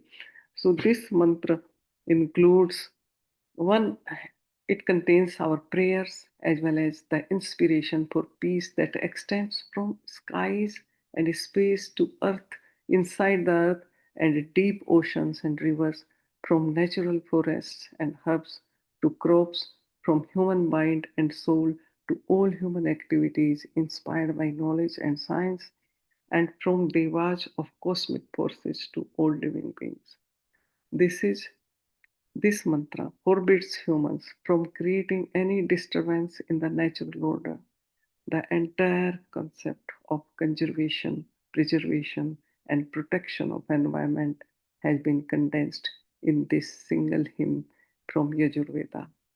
Vedic mantras contain the encrypted knowledge and science. It is we humans, we have to understand this properly. I will quote another hymn which says, may all the beings look at me with a friendly eye. May I see all beings with friendly eyes. Mitrasyaham chakshusha sarvani bhutani samikshe. Mitrasya chakshusha samikshamahe. It also comes in Yajurveda, and it means that we should understand the interdependence of all objects of nature and all living beings and be like friend to them and they to us. We should love and care for them as we do to our friends. This is uh, the regarding environment protection. And now I will be briefly touching on our social and political thoughts. Like we believe it from Vyasti to Samasti, from self to family, society and nation and the world. Vasudhaiva Kutumbakam we talk about. And our social structure was very beautifully divided into 4 ashrams, like Brahmacharya ashram, Grihastha ashram, Vanprastha ashram, Sannyas ashram. And they were each included 25 years, so 100 years span of life. So this is this division of lifespan is scientifically linked with the goals of our life, like Purusharth, Chatushta, Dharma, Arth, Kam, and Moksha. And all these are attained through Grihastha Ashram. That is why more focus on the duties of a Grihasti or Grihastha Ashram. Guru's injunction to the passing out students. When they passed out, it is stated in Taittiriya Upanishad, Satyam Vad Dharmam Char. He says, go out. Now your education is complete. Go out to the world, set up your own grihasti. Understand the duties of a grihastha dharma. What are a duty towards your parents, towards your spouse, towards your children, towards the society, towards the nation, and follow that. This is the Guru's Adesh or Anudesh, whatever I say. And then there is a concept of dhan, very much prevalent in every aspect of our life. And the concept of rents. We owe to all the agencies of the nature, we owe to our parents, we owe to our acharyas. So there are different kinds of rents, and if it is a rent, it has to be paid back, like Rishi rent, like Dev rent, like Pitr rent, Matr rent, and then except Matra Devo Bhav, Pitra Devo Bhav, Acharya Devo Bhav, and Atithi Devo Bhav. A stranger person, nobody should go hungry. If he comes to your house, you have to offer, you should offer the seat, at least water. And this is our culture, part of our culture. Whosoever comes, we do not say no to anybody. At least we will ask for water. If you need some water, then there are different kinds of homas or sacrifices which gives us a knowledge about our relations with all around us. Where all around us means world, superior, inferior, and equals. Then we have karmafal theory I talked about. Now I come to, I think we are running out of time. So I come to the governance, why we call ourselves mother of democracies. I start with Vedas. They do not talk of a hereditary, but of an elected king. And they do not talk about a person, but about his qualification. What should be the qualities of a ruler? They say all people should elect a ruler who will work in people's interest, who will be victorious in all conflicts, and will be qualified to preside over the assembly, who can provide refuge and whom all people can approach with their problems and suggestions, and who can command respect and who is worthy of saluting. So even when Manu Maharaj talks about Raj Dharma, he says a ruler or king has to be bestower of rewards and dispenser of punishment so that he can bring order in the society. And Acharya Chanakya, he says Prajapita, the relationship between the ruler and the Praja is like father and the offsprings, the children. And he talks about Praja Sukhi Sukham Raja, Praja Hiti Hitam. It is the happiness of the people which which should be the happiness of a king. And it is their interest which he should protect. So even such a king who was elected, even he was not given absolute power. He was guided by Trini and three sabhas like Raj Sabha, Dharma Sabha, and Vidya Sabha. He also had to follow Dharma led by Dharma Sabha. He was not above Dharma. Here, there is a difference. In the Prince of Machiavelli is above Dharma. He is the creator of law.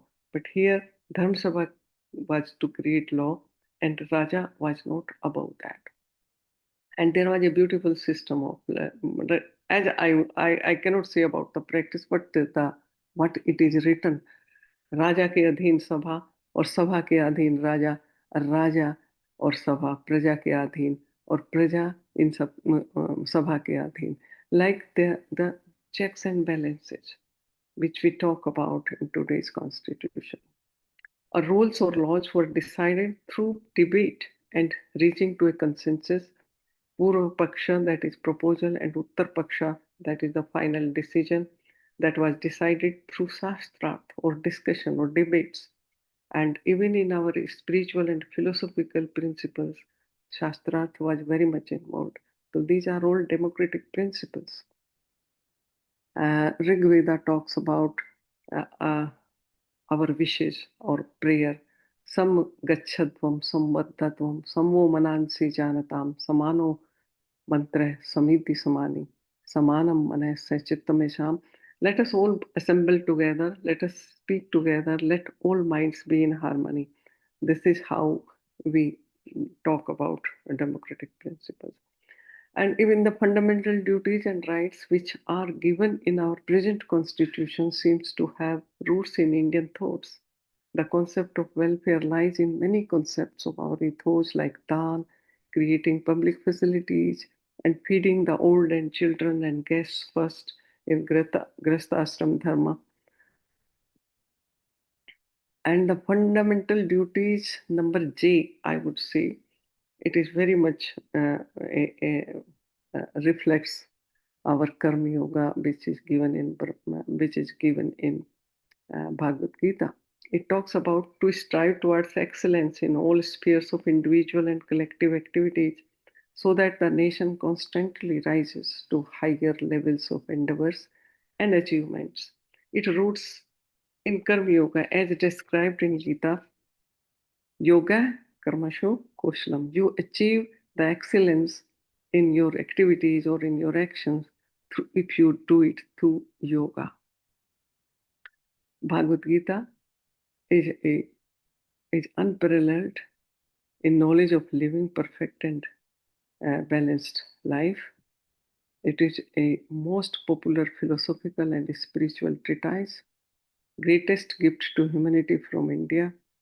And it says yoga and tapa can be practiced while doing one's duty or dharma in this world without renouncing the world. So Karma Yoga is the concept of balanced and perfected life wherein body, mind, and spirit are in a state of equanimity. So by performing action in a state of yoga, one can achieve perfection or excellence. I will give my take on this Karma Yoga, how I look at it and how I understood it. That is, I see 5 principles running through this concept of Karma Yoga. One is essentiality or unavoidability of action. Nobody can remain inactive. That is the dharma of Jiva. Lord says, Kaschita kshananapi jatu tishtati akarmakrataya. Even for a moment, one doesn't stay inactive. And he says, even I have not exempted myself from karma. I do my karma 24 hours so that world can take inspiration from me. Second principle, perform your prescribed duties instead of doing something else or some random stuff. That is why he focuses on know your dharma. What is your duty? Know that and do that. That is why he tells Arjun, your duty is to fight. You fight. And third is do your dharma even if you have to face extreme difficulty. Shreyana swadharmo vigune. That is one of our name also, that is tapa. Even if you have to sacrifice your life on the way of your duty, you shouldn't hesitate. This is the third principles. And fourth is performing the action in perfect state of yoga of mind, body, and spirit in a state of equanimity. Yogastha Guru Karmani Sango Tyaktva Dhananjaya Siddhya Asiddhyo Samo Bhutva. You stay in a state of yoga. Do not have attachment. Do not think about what will be the result. Because if you keep thinking about what will you achieve by doing this, and how will you feel, how will others will feel, then your perfect attention will not be on the process of action. That is why he says do it in a state of yoga, and that is how you achieve the perfection.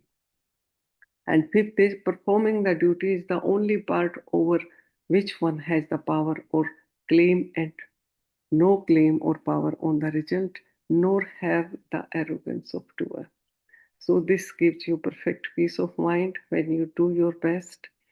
कर्मण्यवाधिकारस्ते मा फलेषु कदाचन मा कर्म फल हेतुर्भु माते संगोस्त्वा कर्मणि. This is I have talked about. Gita teaches us through Kram Yoga, one, to get rid of laziness, do action, power of concentration, perseverance, and persistence, and to remain stress free by doing one's duty and remaining detached to the result. Now I have done my best. I cannot do anything more than that, and I feel satisfied about it. And to reach to perfection by performing the duty in a state of yoga and redeem yourself from arrogance of a doer. It teaches us discipline and hard work. Krishna revealed himself, his universal form that teaches us spirituality also, through which we know where from we come and where we go, and we know about our strength, weaknesses, etc. In the same way, three types of tapa also Lord Krishna talks in Gita. They can also be performed while being part of the world. You need not renounce the world. That is tapa of Vani, austerity of your tongue, anudvekar vakyam, satyam, priyam, hitam, includes speaking the words which are pleasing, beneficial, and not agitating others, and reciting the scriptures.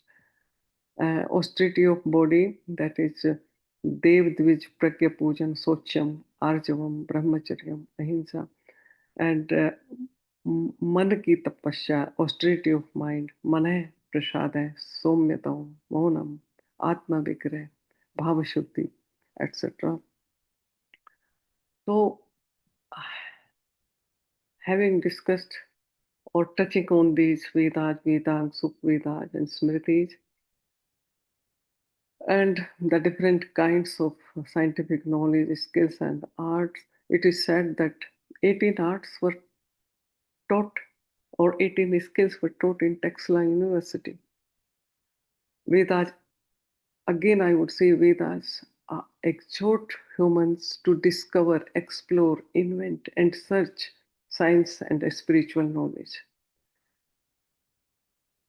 And there are other things which I am not going about, like Acharya Chanakya, Shastra, Niti, Vidur Niti, etc. Upanishads we have talked, but whatever knowledge is contained in these Gita, Upanishad, and all that, and Vedas, how it can be practiced, that is shown by the stories of our Puranas and Ramayana, Mahabharata, etc. That it can be.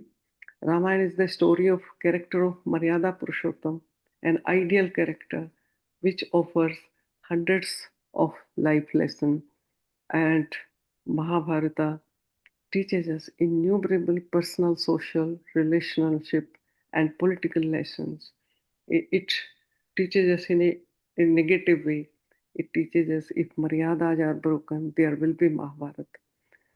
Like all rules were broken, all Maryadas were broken in Mahabharata, the story of Mahabharata, and that is how there was all round destruction.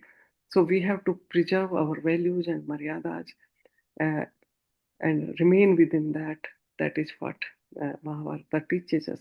Ramayana teaches us how we should live life, what we should do in life, and on the opposite, Mahabharata teaches us what we should not do in life, and Gita teaches us how we should live life of satisfaction.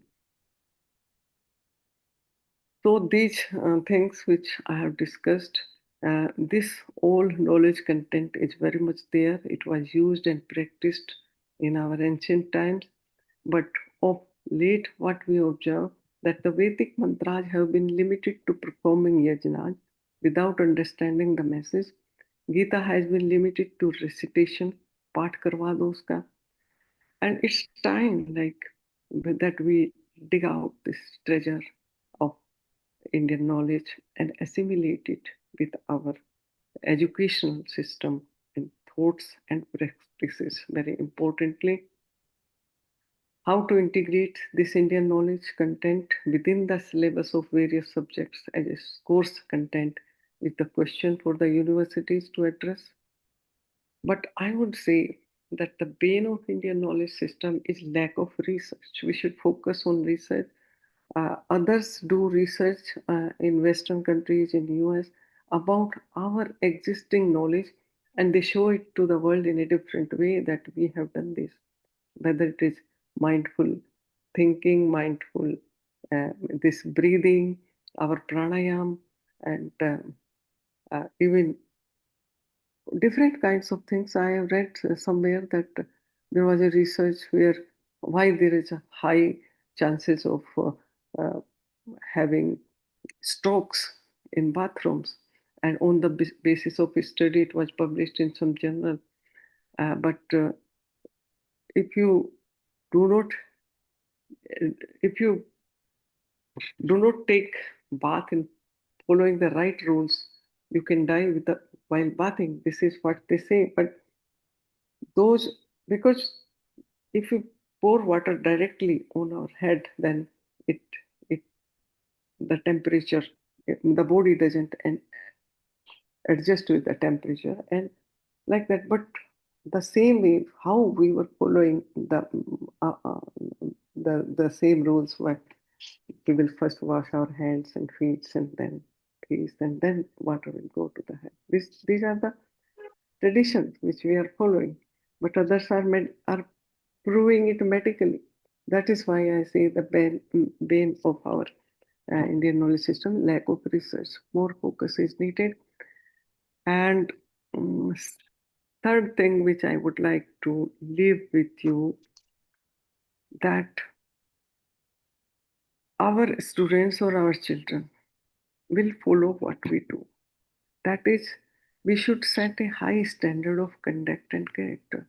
Children are like, they start learning from home, and we should not only talk, we should practice all these values and good character and conduct. Lord Krishna has said, Yad yad acharati shrestata devestarojana sa yat pramanam kurute lokastadanuvartate. So the high leading lights of the society, whether teachers, professors, parents, leaders, business leaders, what standard of behavior or conduct they set, the common people will follow that. This is what it means, that we owe it to our future generation, to the society, that we set a high standard of conduct and character in our workplace, in our homes, everywhere. I think with this, I conclude. Thank you very much for patiently hearing. What do I say? Not a very interesting topic, but yeah, this is. Thank you very much, ma'am. Thank you very much for your enlightening and enriching session, ma'am. You explained very well from Vedas, Upanishad, Karma Yoga, Kalpa, Karma Phala theory, Pap Punya theory. They are very this is very knowledgeable for us, ma'am. We will now begin the question answer session. Participants, if any query, kindly ask. Participant may ask. Ma'am, thank you very much. This is Dr. Kaushik Mukherjee. It is such a vast area that even we don't know a drop of it. So we are not in a position to ask any question. Only a thank from our side, from the whole fraternity of teaching, that again we have thought of inculcating all the Indian knowledge system from our old scriptures and all those things. we don't need to look to the Western world for any source of knowledge or any source of learning. We do have, a gamut of knowledge within our scriptures, our mythology. And I thank our resource person, Dr. Professor Simla ma'am, for such an enlightening session. And we are actually, we need to read a lot about Indian knowledge system. Then we will be in a position to ask any question. Thank you, ma'am. Thank you for the nice session. Thank you very much. I tried to, वो कहते हैं ना गागर में सागर भरना, ये इतना vast है. I tried to bring a bit of it, and it is for us. I will never say that because knowledge is ever increasing, ever expanding. So we should read all. We should, but this is our proud heritage. We should look into this, and this is the real knowledge. This is not mere mythology. Real knowledge, real scientific knowledge. Real scientific knowledge. Thank you, Ji. Thank you very much. Yes, ma'am. Any query from participants? Ma'am, someone asked about any textbook of Indian education system. Kindly suggest. People now it is they are writing, but it is for you people, the professors, to find out this knowledge and integrate in your subject syllabus. With due permission, one thing at the all things at one place. I do not know, but I have done a book on this, a peep into India's timeless values. I try to do something about it, but that is also for the people like I would say the next generation, next to next generation. Somebody asked me whether we have something at one place about all this. So then I gave a response to him. Here in US, he asked. So I tried to put it in a book form, and that book is available on Amazon. Okay. Thank you so much, ma'am. No query. Participant sites? No query? Okay. Ma'am, I would like to, there was a question, and ma'am has already told that she is having her book on Indian knowledge system.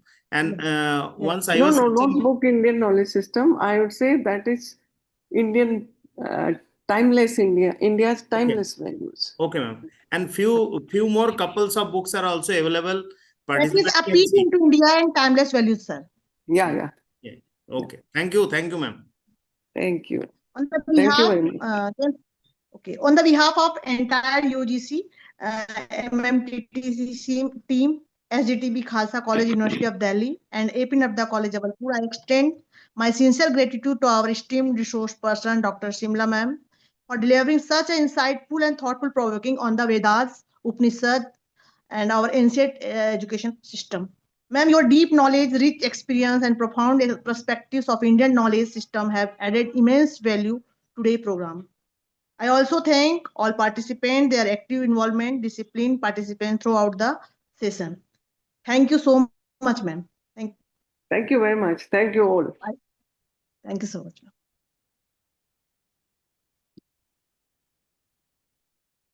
Participant, you can fill your feedback form. Thank you, ma'am. So we can log out, ma'am? Yes, you can log out. Okay. If you fill the form, you can. Sure, ma'am.